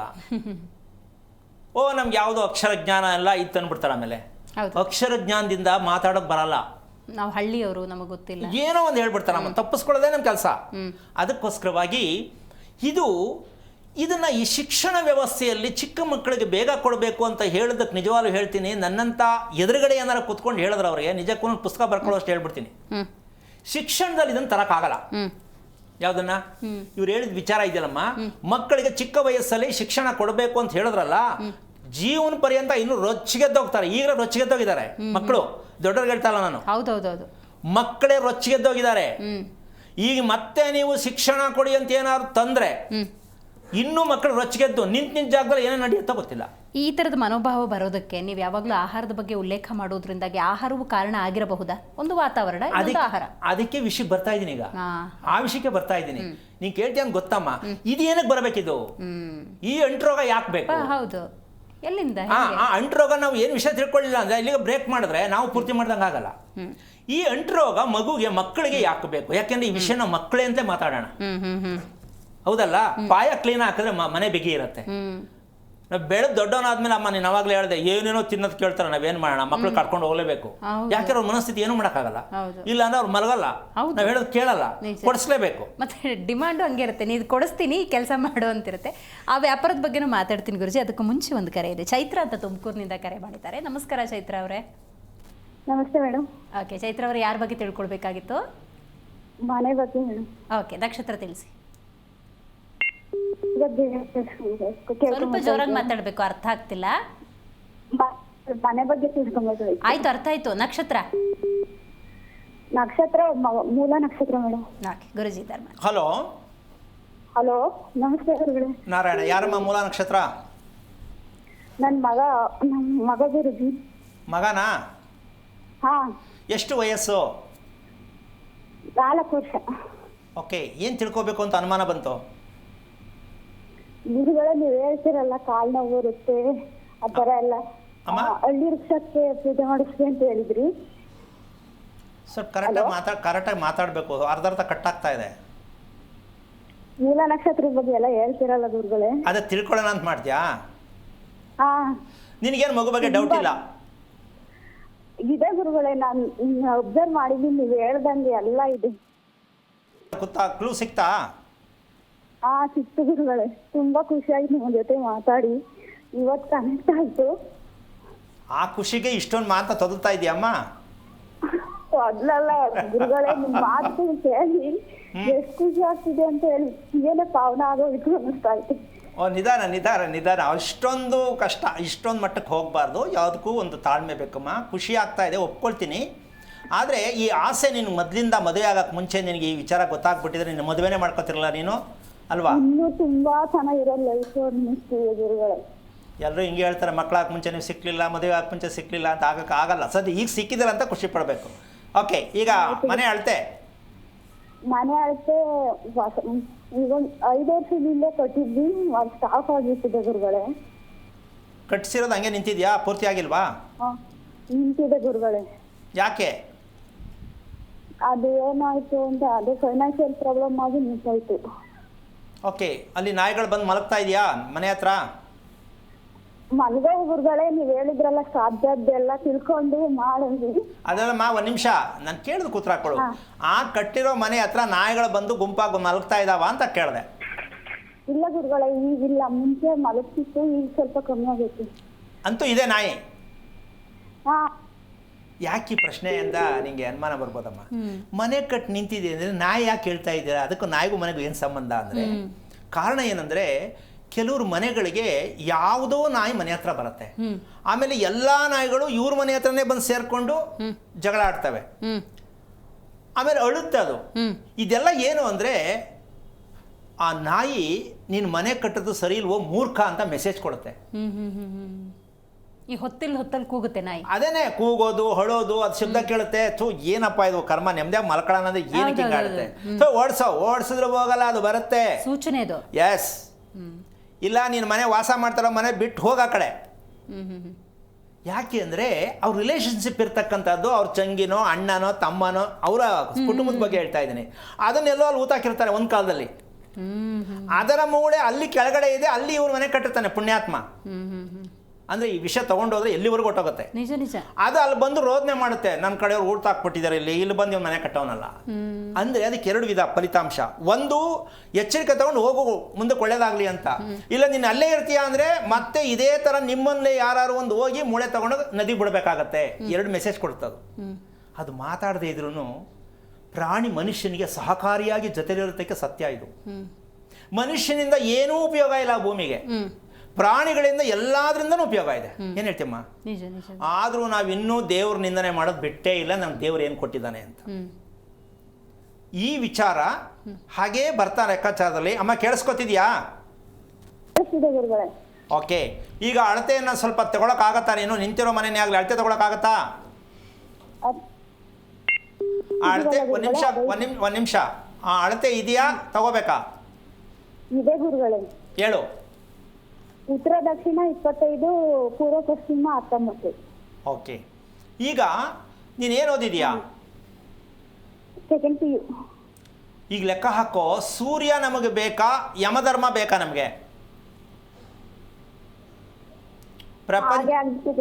ನಮಗೆ ಮಾಹಿತಿ ಕೊಡೋರೇ ಇಲ್ದಂಗೆ ಆಗುತ್ತೆ. ಅಲ್ಲ, ನನ್ನ ಪ್ರಶ್ನೆಗೆ ಉತ್ತರ ಹೇಳಮ್ಮ. ನಮಗೆ ಸೂರ್ಯನ ಮುಖ್ಯ ಬೇಕಾ ಅಥವಾ ಯಮಧರ್ಮ ರಾಜ ತೊಂದರೆ ಕೊಡೋನು ದುಃಖ ಕೊಡೋನು ಬೇಕಾ? ಯಾರು ಬೇಕೋ? ಸೂರ್ಯ ಬೇಕು ಗುರುಗಳೇ. ಈಗ ನಿಮ್ಮ ಮನೆ ಕಮ್ಮಿ ಇರೋದು ಯಾವುದು, ಜಾಸ್ತಿ ಇರೋದು ಯಾವುದು? ಯಮಧರ್ಮ ಇರೋ ಕಡೆಗೆ ಜಾಸ್ತಿ. ಗುರುಗಳೇ, ನಂದೊಂದು ರಿಕ್ವೆಸ್ಟ್. ಹಾಂ, ಈಗ ನಿಂತೋಗಿದೆಲ್ಲ ತಿಳ್ಕೊಂಡ್ ಮುಂದುವರಿಸಿದ್ರೆ ಸರಿ ಮಾಡೋ ಅಂಥದ್ದು ಏನಾದರೂ ಇದೆಯಾ ಮುಂದೆ? ನೀನು ಇನ್ನೂ ಮಾತ್ರನೇ ತಗೊಂಡಿಲ್ಲ, ರೋಗ ಹೋಗುತ್ತಾ ಅಂತ ಕೇಳೋದು ನಾನೇನು ಹೇಳಿ? ನೀನು ಇನ್ನೂ ಏನು ಸ್ಟಾರ್ಟೇ ಮಾಡಿಲ್ಲ, ಆಗಲೇ ನನಗೆ ಫೈನಲ್ ತೊಗೊಂಡು ನಿಲ್ಲಿಸ್ತಾ ಇದೆಯಲ್ಲ ತಾಯಿ. ಆತ್ರ ಬಿಡು, ಹಿಂಗೆ ಆತ್ರ ಮಾಡ್ಕೊಂಡೇ ತಗಲಾಕೊಳ್ಳೋದು ನೀವು ಜನ. ನೀನು ಒಂದು ಕೆಲಸ ಮಾಡು, ಇಲ್ಲಿ ಸ್ಕ್ರೀನ್ ಮೇಲೆ ಹೋಗ್ತಾ ಇರ್ತಕ್ಕಂಥ ನಂಬರ್ಗೆ ಯಾವ್ದು ಕರೆ ಮಾಡಿ ನಿನ್ನ ಮನೆ ಅಳತೆಯನ್ನು ಕೊಟ್ಟು ನಿನ್ನ ಹೆಸರನ್ನು ಹೇಳಿ ಬುಕ್ ಮಾಡ್ಕೊ. ನಾನು ಅದನ್ನು ಅವ್ರ ಹತ್ರ ಕೇಳಿ ರೆಡಿ ಮಾಡಿಕೊಂಡು ಅದಕ್ಕೆ ಮಾಹಿತಿ ಕೊಡ್ತೀನಿ, ಮಾಧ್ಯಮದಲ್ಲೇ ಹೇಳ್ತೀನಿ, ಇಲ್ಲಾಂದರೆ ನಿನ್ನ ಮೂಲಕನೇ ಮಾತಾಡ್ತೀನಿ. ತಲೆ ಕೆಡಿಸ್ಕೋಬೇಡ. ಏನು ಮಾಡಿದ್ರೆ ಸರಿ ಹೋಗುತ್ತೆ ಇದನ್ನು ತಿಳ್ಕೊ. ಫಸ್ಟು ನೀವು ಗಂಡ ಹೆಂಡತಿ ಕೂತ್ಕೊಂಡು ಡಿಸೈಡ್ ಮಾಡ್ಕೊಳ್ಳಿ. ಒಂದೇ ಸಲ ಮನೆ ಸರಿ ಇಲ್ಲ ಬಿಟ್ಬಿಡಿ ಅಲ್ಲ, ಮನೆ ಹೊಡೆದಾಕ್ಬಿಡಿ ಅಂತಲ್ಲ, ಅದಕ್ಕೇನೋ ಒಂದು ಮಾಡಿ ಅಂತಲ್ಲ. ಮೂಲ ಕಾರಣ, ಮೂಲಾ ನಕ್ಷತ್ರಕ್ಕೆ ಮಗು ಇದ್ದರೆ ಸ್ವಂತ ಮನೆಗೆ ಕೈ ಹಾಕಬಾರ್ದಪ್ಪ. ಇದೆಲ್ಲ ಮೆಸೇಜ್ ಅರ್ಥ ಆಯ್ತಾ? ಅದಕ್ಕೀಗ ಹಾಕ್ಬಿಟ್ಟಿದ್ದೀರಾ ಹಂಗಂತ ಬಿಟ್ಬಿಡೋದು ಮಾರ್ಬಿಡೋದಲ್ಲ. ಅದ್ರ ಬಗ್ಗೆ ತಿಳ್ಕೊಳ್ಳೋಕ್ಕೆ ನಿಮ್ಮ ಮಗುನೂ ರಿಪೇರಿ ಮಾಡ್ಕೋಬೇಕು. ಯಾಕೆಂದರೆ ಮೂಲಾ ನಕ್ಷತ್ರ ಮಗು ಇರಬೇಕಾದ್ರೆ ತಂದೆ ಸಾಲ ಮಾಡಿಕೊಂಡು ಅಕಸ್ಮಾತ್ ಮುನ್ಸ್ಕೊಂಡು ಜಗಳ ಮಾಡ್ಕೊಂಡು ಊರು ಬಿಟ್ಟು ಹೋಗೋ ಸಾಧ್ಯತೆ ಆಗಬಹುದು. ಇದೆಲ್ಲ ಸಮಸ್ಯೆಗಳಿರುತ್ತೆ. ಹೇಳ್ತಾ ಹೋದರೆ ತುಂಬ ಭಯ ಆಗುತ್ತೆ. ಭಯ ಬೀಳೋದಲ್ಲ, ತಿಳ್ಕೋಬೇಕು ಅಂತ ಚಾಲೆಂಜ್ ಮಾಡು. ನಿಮ್ಮ ಯಜಮಾನ ಹತ್ರ ನೀನು ಇಬ್ಬರು ಕೂತ್ಕೊಂಡು ಮಾತಾಡಿ. ಈಗ ಆ ನಂಬರ್ಗೆ ಕರೆ ಮಾಡಿ ಅವ್ರಿಗೆ ಹೇಳಿ, ಗುರುಗಳ ಹತ್ರ ಮಾತಾಡಿದ್ದೀವಿ, ಈ ನಂಬರ್ ತೊಗೊಳ್ಳಿ, ನನ್ನ ಹೆಸರು ಹೇಳಿ ಅಂತ ಹೇಳ್ಬಿಟ್ಟು ಹೇಳಮ್ಮ, ತಿಳಿಸ್ಕೊಡ್ತೀನಿ. ಅದಕ್ಕೆ ಯಾವ ರೀತಿ ತಿಳಿಸ್ತೀನಿ ಅಂತ ಫೋನಲ್ಲಿ ನಿಮ್ಗೆ ಮಾಹಿತಿ ಕೊಡ್ತೀನಿ. ಒಳ್ಳೆಯದಾಗಲಿ. ಗುರುಜಿ, ಆರೋಗ್ಯ ರಹಸ್ಯ ಅಂತ ನಾವು ಹೆಸರಿಟ್ಕೊಂಡಿರೋದು ನಾವು ಆಹಾರದ ಬಗ್ಗೆ ಅತಿ ಹೆಚ್ಚು ನಾವು ಮಾತಾಡ್ತಿರ್ತೀವಿ. ನೀವು ಆಗಲೇ ಹೇಳಿದ್ರಿ ಅನ್ನ ಮತ್ತು ತುಪ್ಪ, ಪಲ್ಯ. ಯಾವ ಕಾರಣಕ್ಕೆ ಇದನ್ನು ಕೊಡಬೇಕು? ಈಗ ಬೇರೆ ಮನಸ್ಥಿತಿಯಲ್ಲಿರುವ ಮಕ್ಕಳನ್ನ ಇಲ್ಲಿಗೆ ತರೋದು ಹೇಗೆ? ಅದು ದೊಡ್ಡ ಟಾಸ್ಕ್ ಅಲ್ವಾ ಅಂತ. ಅದರಲ್ಲಿ ತುಂಬ ವಿಭಿನ್ನವಾದ ಪ್ರಶ್ನೆ ಕೇಳಿದೆಯಮ್ಮ. ಏನು ಅಂದರೆ, ಮಿಂಚು ಹೋಗಿರುತ್ತೆ, ಹೌದು, ಕಂಟ್ರೋಲ್ ಮಾಡೋಕ್ಕಾಗಲ್ಲ, ಹಾಗಂತ ಬಿಡಕ್ಕೂ ಆಗಲ್ಲ. ಸೊ ಈ ಸಮಸ್ಯೆಗೆ ಬಂದಾಗ ನಮ್ಮ ಕತೆ ಏನು ಅಂತಕ್ಕಂಥ ಪ್ರಶ್ನೆ ಆಗುತ್ತೆ. ಕಲಿಸ್ಬಿಟ್ಟಿದ್ದೀವಿ ಈಗ ಬೇರೆ ವಿಧಿ. ಸೊ ಇಲ್ಲಿ ವಿಷಯ ಅಂದರೆ, ನಾನು ಅದಕ್ಕೊಂದು ಸಣ್ಣ ಉದಾಹರಣೆ ನಿನ್ನೆ ಕೂಡ ಇದನ್ನ ಕಾರ್ಯಕ್ರಮದಲ್ಲಿ ಹೇಳಿದ್ದೀನಿ. ನಮ್ಮ ವಾಸದ ಮನೆಯಲ್ಲಿ ಪ್ರೋಟೀನ್ ಅಂಶ ಇದೆಯಾ ಅಂತ ನಮಗೆ ಫಸ್ಟ್ ತಿಳ್ಕೊಳ್ಳುವಂಥ ವಿಚಾರ ನಮಗಿನ್ನೂ ಗೊತ್ತಿಲ್ಲ. ವಾಸದ ಮನೆಯಲ್ಲಿ, ಮಣ್ಣಿನಲ್ಲಿ ಪ್ರೋಟೀನ್ ಇದೆ ಅನ್ನೋದು ಎಷ್ಟೋ ಜನಕ್ಕೆ ಡೌಟ್ ಆಗ್ತಾ ಇದೆ. ಇದನ್ನು ನೆನ್ನೆ ತೋರಿಸಿದ್ದೀನಿ. ಉತ್ತ ಬೆಳೆಯುತ್ತಲ್ಲಮ್ಮ, ಅದಕ್ಕೇನಾರ ಸಪೋರ್ಟ್ ಇದೆಯಾ? ಎಷ್ಟು ಎತ್ತರ ಬೆಳೆಯುತ್ತೆ? ಅದಕ್ಕೇನೋ ಸಪೋರ್ಟ್ ಕೊಟ್ಟವ್ರ? ಇಲ್ಲ ಅಲ್ಲ. ಆ ಮಣ್ಣಿನಲ್ಲಿ ಪ್ರೋಟೀನ್ ಅಂಶ ಇದೆ ಅನ್ನೋದಕ್ಕೆ ಇದಕ್ಕೆ ಯಾವ ಸೈನ್ಸಲ್ಲೂ ಬೇಕಾದ್ರೆ ಇದಕ್ಕೆ ಹುಡುಕಕ್ಕಾಗಲ್ಲ. ಅಂತಹ ಒಂದು ವಿಚಾರವನ್ನು ನಾನು ನೆನ್ನೆ ಮಾಹಿತಿ ಕೊಟ್ಟಿದ್ದೀನಿ. ಒಂದು ಭೂಮಿಯಲ್ಲಿ ಉತ್ತ ಆಟೋಮೆಟಿಕ್ ಆಗಿ ತನ್ನದೇ ಸ್ವಯಾರ್ಜಿತವಾಗಿ ಬೆಳೀತಾ ಇದೆ ಅಂದರೆ ಭೂಮಿಯಲ್ಲಿ ಎಷ್ಟು ಶಕ್ತಿ ಇದೆ. ಮನುಷ್ಯ ಬೆಳೆಯೋದಕ್ಕೆ ಪ್ರೋಟೀನ್ ಬೇಕು ಅಂತ ಮೆಡಿಕಲ್ ಏನಾದ್ರು ಹೇಳ್ತಾರೆ, ಹೌದಾ? ಮಗು ಬೆಳೆಯೋದಕ್ಕೆ ಪ್ರೋಟೀನ್ ಅಂಶ ಕೊರತೆ ಇದೆ. ಈಗ ಪ್ರೋಟೀನ್ ಅಂತಕ್ಕಂಥದ್ದು ಭೂಮಿಯಲ್ಲಿದೆ ಅಂತ ಯಾವ ಸೈನ್ಸಲ್ಲಿ ಇಲ್ಲಿವರೆಗೂ ಪ್ರೂವ್ ಮಾಡೋಕ್ಕಾಗಿಲ್ಲ, ಹೇಳಕ್ಕಾಗೇ ಇಲ್ಲ ಅದನ್ನು. ಈಗ ವಿಚಾರ ಇದನ್ನ ಹೊಸದಾಗಿ ಅಂತ ಜನಕ್ಕಂತ ಆಗ್ಬೋದು. ವಾಸದ ಮನೆಯಲ್ಲಿ ಪ್ರೋಟೀನ್ ಅಂಶ ಯಾಕೆ ಬೇಕು, ಇದ್ರೆ ಅದು ಹೇಗಿರುತ್ತೆ, ಅದನ್ನ ಪ್ರೋಟೀನ್ ಬಳಸ್ಕೊಳ್ಳೋ ವಿಧಾನ ಏನು, ಈ ಸತ್ಯವನ್ನು ತಿಳ್ಕೊಳ್ಳೋಕೆ ಒಂದು 3 ರಿಂದ 4 ತಿಂಗಳು ಎಪಿಸೋಡ್ ಮಾಡಬೇಕಾಗತ್ತೆ. ಒಂದಿನಕ್ಕೆಲ್ಲ ಹೇಳಲಿಕ್ಕಾಗಲ್ಲ. ಕಾರಣ, ಮನಸ್ಸಿಗೆ ತುಂಬ ಖುಷಿ ಕೊಡುವಂಥ ರೀತಿಯಲ್ಲಿ ಊಟ ಕೆಲವು ವ್ಯಕ್ತಿ ಚಿಕ್ಕವರಲ್ಲಿ ದೊಡ್ಡವರಲ್ಲಿ ತುಂಬ ಚೆನ್ನಾಗಿರೋ ಅವ್ರು ಖುಷಿ ಪಟ್ಬಿಟ್ಟು ಚೆನ್ನಾಗಿ ತಿನ್ಬಿಡ್ತಾರೆ. It is wrong. ತಿನ್ನಂಗಿಲ್ಲ. ಅವ್ರಿಗೆ ನಾಲಿಗೆ ರುಚಿ ಟಚ್ ಆಗಲಿಲ್ಲ, ಇಷ್ಟ ಆಗಲಿಲ್ಲ, ನನಗೆ ಬೇಡ ಅಂತಾರೆ. ಚಿಕ್ಕವರಾಗ್ಬೋದು ದೊಡ್ಡವರಾಗ್ಬೋದು. ನಾಲಿಗೆಗೆ ಹೊಂದಾಣಿಕೆಯಾದಂಥ ಆಹಾರವನ್ನು ಚೆನ್ನಾಗಿ ತಿಂತಾರೆ. 2 ತಿನ್ನೋಬೋದು 4 ತಿಂತಾರೆ, ಹೌದಲ್ಲ? ರುಚಿ ಅವ್ರಿಗೆ ಇಷ್ಟ ಆಗಲಿಲ್ಲ, ನನಗೆ 2 ಬೇಡ, ಒಂದೇ ಸಾಕು. ಇಲ್ಲಿ ನಾವು ಏಟ್ ತಿಂತಾ ಇರೋದು. ಎಷ್ಟೋ ಮನೆಗಳಲ್ಲಿ ಹೋದ್ರೆ ಹಸಿವಾಗಲ್ಲ, ಎಷ್ಟೋ ಮನೇಲಿ ತಿಂತಾನೇ ಇರಬೇಕು ಅಂತ ಅನ್ಸುತ್ತೆ. ಎಷ್ಟೋ ಮನೆಯಲ್ಲಿ ಅಡುಗೆ ಮಾಡ್ತಾರೆ, ಊಟ ಮಾಡ್ಲಿಕ್ಕೆ ಆಗಲ್ಲ. ಎಷ್ಟೋ ಮನೇಲಿ ಮಾಡಿದೆಲ್ಲ ತಗೊಂಡಾಗ ಆಚೆ ಸುರಿತಾರೆ. ಅಮ್ಮ, ಇದೆಲ್ಲವೂ ಕೂಡ ಮನೆಯಲ್ಲಿ ನಡೀತಾ ಇರ್ತಕ್ಕಂತಹ ಪ್ರಕ್ರಿಯೆಗಳೇ. ನಾವು ಇದನ್ನ ಬಿಟ್ಬಿಟ್ಟಿದ್ದೀವಿ. ಪ್ರಪಂಚದ ಇತಿಹಾಸದಲ್ಲಿ ನಮ್ಮ ವಿಶ್ವದಲ್ಲೇ ಕೂತ್ ನಾವು ಮಾತಾಡಬೇಕಾದ್ರೆ ಈ ಭೂಮಿಯಲ್ಲಿ ಇರ್ತಕ್ಕಂಥ ಸತ್ವವನ್ನ ನಾವು ತಿಳ್ಕೊಳ್ಳದೇ ಇರುವ ಕಾರಣದಿಂದಾಗಿ ಇಡೀ ಕುಟುಂಬದಲ್ಲಿ ಮಾನಸಿಕವಾಗಿ ಮನೋರೋಗಗಳಾಗಿ ನಾವು ಅನುಭವಿಸ್ತಾ ಇದ್ದೀವಿ. ಈಗ ಇಲ್ಲಿ ಏನಾಗುತ್ತೆ, ಡಾಕ್ಟರ್ ಹತ್ರ ಹೋಗ್ತೀವಿ, ಇದನ್ನು ತಿನ್ನಿ, ದಾಳಿಂಬೆ ಹಣ್ಣು ತಿನ್ನಿ, ಕ್ಯಾರೆಟ್ ತಿನ್ನಿ, ಹೀರೆಕಾಯಿ ತಿನ್ನಿ, ಅದರ ಲೆಕ್ಕಾಚಾರಕ್ಕೆ ಹೇಳ್ತಾರೆ. ಒಂದು ಪ್ಯಾಕೇಜ್ ಸಿಸ್ಟಮಲ್ಲಿ ಹೇಳ್ತಾರೆ. ಅಪ್ರಾಣೆ ಓಕೆ ಆಗಲ್ಲ ಅದು. ಯಾಕೆ ಅಂದರೆ 2000 ದಿಂದ 3500 ಕ್ಯಾಲೋರಿವರೆಗೂ ನಾವು ಇವತ್ತು ಜನರಲ್ಲಾಗಿ ತಿನ್ನೋ ವ್ಯಕ್ತಿ ಹೊಟ್ಟೋಗ್ತಿದ್ದೀವಿ. ನಮ್ಮ ದೇಹಕ್ಕೆ ಅಷ್ಟು ಅವಶ್ಯಕತೆ ಇಲ್ಲ. ಅಮ್ಮ, ಏನು ಫ್ಯಾಕ್ಟ್ರಿ ಚೆನ್ನಾಗಿ ನುರುಕಬೇಕು ಅಂದರೆ ಒಳಗಡೆ ಇರೋ ಮೆಷಿನರಿ ಚೆನ್ನಾಗಿರಬೇಕು. ನಮ್ಮದು ಶಕ್ತಿ ಕಡಿಮೆ ಇದೆ, ಪೋಷಕಾಂಶ ತುಂಬ ಕಡಿಮೆ ಇದೆ. ಯಾಕೆಂದ್ರೆ ನಿದ್ದೆ ಸರಿ ಮಾಡ್ತಾ ಇಲ್ಲ. ಅದರಿಂದ ನೀವು ಸಿಕ್ಕದಂಗೆ ರುಚಿ ಇರೋದೆಲ್ಲ ತಿನ್ನಿಸ್ಬಿಟ್ರೆ ಮಕ್ಕಳಿಗೆ ಚೆನ್ನಾಗಿರ್ಲಿ ಅಂತ ನೀವು ತಿನ್ಬಿಟ್ಟೆ ಆ ಮಗುವಿಗೆ ಜನ್ಮ ಕೊಟ್ಟಿರೋದು. ಹೌದು, ರಾಂಗ್. ತಿಂದಿರೋ ರೀತಿನೇ ತಪ್ಪು ನಿಮ್ದು. ಆ ರೀತಿ ಒಂದು ಮಗು ಬಂದ ಮೇಲೆ ಆ ಮಗುನು ಹಂಗೆ ಸ್ಥೂಲತೆಯಾಗಿ ಮಗು ಇರುತ್ತೆ. ರೈಟ್ ಗುರುಜಿ, ಮಾತಾಡ್ತೀನಿ. ವಿಶ್ವೇಶ್ವರಯ್ಯ ಅಂತ ಮೂಡಿಗೆರೆಯಿಂದ ಕರೆ ಮಾಡಿದ್ದಾರೆ. ನಮಸ್ಕಾರ ವಿಶ್ವೇಶ್ವರಯ್ಯ ಅವ್ರಿಗೆ. ಮೇಡಮ್ ನಮಸ್ತೆ ಮೇಡಮ್. ಓಕೆ, ಯಾರ ಬಗ್ಗೆ ತಿಳ್ಕೊಳ್ಬೇಕಾಗಿತ್ತು ಮೇಡಮ್? ಹೇಳಿ. ನನ್ನ ಬಗ್ಗೆನೇ ಕೇಳಬೇಕಾಗಿತ್ತು. ಓಕೆ, ನಕ್ಷತ್ರ ಮೃಗಶಿರ ನಕ್ಷತ್ರ. ಓಕೆ, ಗುರುಜಿ ಇದ್ದಾರೆ, ಮಾತಾಡಿ. ಮೃಗಶಿರ ನಕ್ಷತ್ರ. ಹಲೋ, ನಮಸ್ಕಾರ ಗುರುಗಳೇ. ನಾರಾಯಣ, ನಿಮ್ದೇನಾ? ಹೌದು ಸರ್, ನಮ್ದೇನೆ. ಎಷ್ಟು ವಯಸ್ಸು ತಮಗೆ? ಸರ್ 1962, 63 ಆಯ್ತು. 63 ವರ್ಷ. ತುಂಬ ಖುಷಿ ಆಗ್ತಾ ಇದೆ. ನಿಮಗೆ ಖುಷಿ ಆಗಿದೆಯಾ 63 ವರ್ಷ ಸಾಧನೆ ಮಾಡಿದ್ದೀನಿ ಅಂತ? ಹಲೋ, ಹುಣಸೆ ಹಣ್ಣು ಕದ್ದಂಗೆ ಆಗಿದೆ. ಏನು ಹೇಳಿದ್ರೆ? ಸಾಧನೆ ಮಾಡಿದ್ದೆಲ್ಲ ಹೊಳೆಯಲ್ಲಿ ಹುಣಸೆ ಹಣ್ಣು ಕದ್ದಂಗೆ ಆಗಿದೆ. ಈಗ ಈ ಕಡೆನೂ ಇಲ್ಲ, ಆ ಕಡೆನೂ ಇಲ್ಲ. ಕೇಳಿಸ್ತಾ ಇಲ್ಲ ಸರ್? ಓಕೆ, ಈಗ ನಿಮಗೆ ಕೊರತೆ ಏನು ಕೇಳಬೇಕಂತ ಮಾಡಿದ್ರಿ? ಸರ್, ಮಾನಸಿಕ ಹಿಂಸೆ ಒಂದು, ಹಣಕಾಸಿನ ಮುಗ್ಗಟ್ಟು. ಹಾಂ, ನಾನು ಏನೇ ಹೋರಾಟ ಮಾಡಿದ್ರು ನನಗೆ ಯಾವುದು ರಿಟರ್ನ್ಸ್ ಇಲ್ಲ. ನಿಮ್ಮ ಮನೆ ಎಷ್ಟು ವರ್ಷದ್ದು? ನಾನು 25 ವರ್ಷ ಬೆಂಗಳೂರಿನಲ್ಲಿ ಇದ್ದೆ. ಅಲ್ಲ, ಈಗ ವಾಸ ಮಾಡೋ ಮನೆ ಎಷ್ಟು ವರ್ಷ ಸ್ವಂತದ್ದಾ? ಸ್ವಂತದ್ದು ಈಗ ಚಿಕ್ಕದಾಗಿ ಒಂದು ಮನೆ ಕಟ್ಕೊಂಡಿದ್ದೇನೆ. ಎಷ್ಟು ವರ್ಷ ಆಯಿತು? 4-5 ವರ್ಷ ಆಯ್ತು ಸರ್. ನೀವು ಕಟ್ಟಿರೋ ಮನೆ, ವಾಸ ಮಾಡೋ ಮನೆ ಯಾವುದೇ ಆಗಿರಲಿ, ಆ ಮನೆಯಲ್ಲಿ ಹರಳಿ ಸಸಿ ಬಂದಿದ್ದನ್ನು ಗಮನಿಸಿದ್ರಾ? ಇಲ್ಲ ಸರ್, ಬಂದಿಲ್ಲ. ಅಲ್ಲ, ಮನೆ ಮೇಲೆ ಟಾಪಲ್ಲಿ ಟ್ಯಾಂಕ್ ಹತ್ರ ಅಕಸ್ಮಾತ್ ಕಿತ್ತಾಕಿದ್ದು? ಇಲ್ಲ ಸರ್, ಇಲ್ಲ Okay, ಸರ್. fine. ಇದು ನಂದು ನಿಮಗೆ ಹರಳಿ ಮರ ನೋಡಿದ್ರೆ ಹೇಗೆ ಅನ್ಸುತ್ತೆ? ಹರಳಿ ಮರ ಅಂತ ಒಂದು ಕಾನ್ಸೆಪ್ಟ್ ತೊಗೊಂಡ್ರೆ ನಿಮಗೆ ಏನು ಅನ್ಸುತ್ತೆ? ಅದ್ರ ಬಗ್ಗೆ ತಿಳ್ಕೋಬೇಕು ಕೈ ಅಥವಾ ಮುಗಿಬೇಕು ಅನ್ಸುತ್ತೆ ಸರ್. ಹಾಂ, ಕೈ ಮುಗಿಬೇಕು ಅನ್ಸುತ್ತೆ. ಮಾಡಿದ್ರೆ ಯಾವಾಗಾದರೂ ಕೈ ಮುಗಿದಿದ್ದೀರಾ ಅಂದೆ? ಮುಗ್ದೇನೆ ಸ್ವಾಮಿ. ಓಕೆ. ನಿಮ್ಮ ತಾಯಿಯ ತಂದೆ ಅಂದರೆ ನಿಮ್ಮ ತಾತ ಏನು ಮಾಡ್ತಾಯಿದ್ರು? ಅಗ್ರಿಕಲ್ಚರ್ ಸ್ವಾಮಿ. ಓಕೆ. ಅವರು ಹೋದ್ರಾ ನಿಮ್ಮ ತಾತ? ಹೇಳಿ ಸರ್. ನಿಮ್ಮ ತಾತ ಹೋದ್ರಾ ಅಂದೆ? ಯಾರು ಇಲ್ಲ ಸರ್, ತಂದೆ ತಾಯಿ ತಾತ ಯಾರು ಇಲ್ಲ ಸರ್. ಫಸ್ಟ್ ಹೋಗಿದ್ದು ಯಾರು, ತಾಯಿನಾ ತಂದೆನಾ? ನಾ ಫಸ್ಟ್ ಹೋಗಿದ್ದು ನಮ್ಮ ತಂದೆ ಸ್ವಾಮಿ. ಓಕೆ, ನಮ್ಮ ತಂದೆ ನಾನು ನೋಡೇ ಇಲ್ಲ. ಓಕೆ, ಒಳ್ಳೇದಾಯಿತು. ಈ ವಿಷಯಕ್ಕೆ ಬರೋಣ. Okay sir. ರಾತ್ರಿ ನಿದ್ದೆ ಎಲ್ಲ ಮಲಗಿದ್ದಾರೆ ಅಂತ ಮಲಗ್ತೀರಾ, ನಿದ್ದೆ ಮಾಡ್ಕೊಂಡು ಮಲಗ್ತೀರಾ? ನಿದ್ದೆ ಮಾಡ್ಬೇಕು ಅಂತ ಮಲಗ್ತೇನೆ, ಅದೂ ಸರಿಯಾಗಿಲ್ಲ. ಅಲ್ಲ, ನಿದ್ದೆ ಬರುತ್ತಾ ಅಂತ ಕೇಳ್ತಿರೋದು ನಾನು. ನಿದ್ದೆ ಬರುತ್ತಾ ಚೆನ್ನಾಗಿ ನಿಮಗೆ ಅಂತ ಕೇಳ್ತೀನಿ. ಇಲ್ಲ ಸ್ವಾಮಿ, ನಿದ್ದೆ ಬರ್ತಾ ಇಲ್ಲ ಸರಿಯಾಗಿ. ಇದನ್ನು ತಿಳ್ಕೊಂಡ್ರೆ ನಿದ್ದೆ ರಿಪೇರಿ ಮಾಡ್ಕೊಂಡ್ರೆ ಎಲ್ಲ ರಿಪೇರಿ ಆಗತ್ತೆ. ಓಕೆ ಸ್ವಾಮಿ.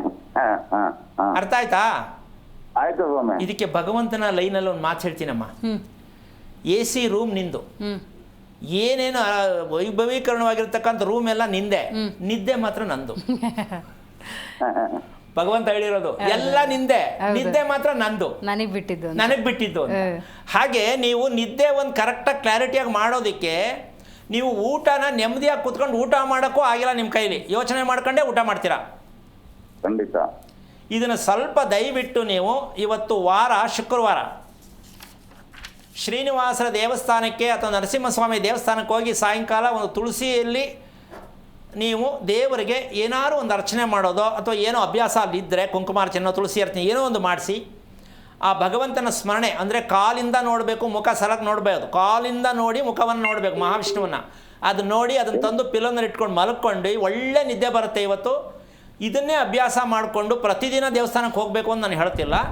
ಬಾಳೆ ಎಲೆಯಲ್ಲಿ ಊಟ ಮಾಡಬೇಕು ನೀವು ಕರೆಕ್ಟ್ ಟೈಮ್ಗೆ. ತಾಜಾ ಊಟ ಬೆಳಗ್ಗೆದು ಮಧ್ಯಾಹ್ನ ಸಂಜೆ ಆದರೆ ಆಗಲ್ಲ. ಸಂಜೆ ಊಟ ಮೀರಿ ರಾತ್ರಿ ಊಟ ಮಾಡಬಾರ್ದು. ಬೆಳಗ್ಗೆ ಸಂಜೆ 40 ನಿಮಿಷ ವಾಕ್ ಮಾಡಬೇಕು, ಯೋಚನೆ ಬಿಟ್ಬಿಡಬೇಕು. 5 ದಿವಸ ಮಾಡಿ, ನಿಮಗೆ ಒಂದು ಹೊಸತನ ಬರುತ್ತೆ. ನನಗೇನು 18 ವರ್ಷನ ಈಗ 61 ವರ್ಷನ ಅನ್ಕೋಬೇಕು, ಆ ಥರ ಬರುತ್ತೆ. ಆ ಎನರ್ಜಿ ಬಂದಾಗ ತಿಳ್ಕೊಳ್ಳೋಕೆ ಪ್ರಯತ್ನ ಮಾಡಿ.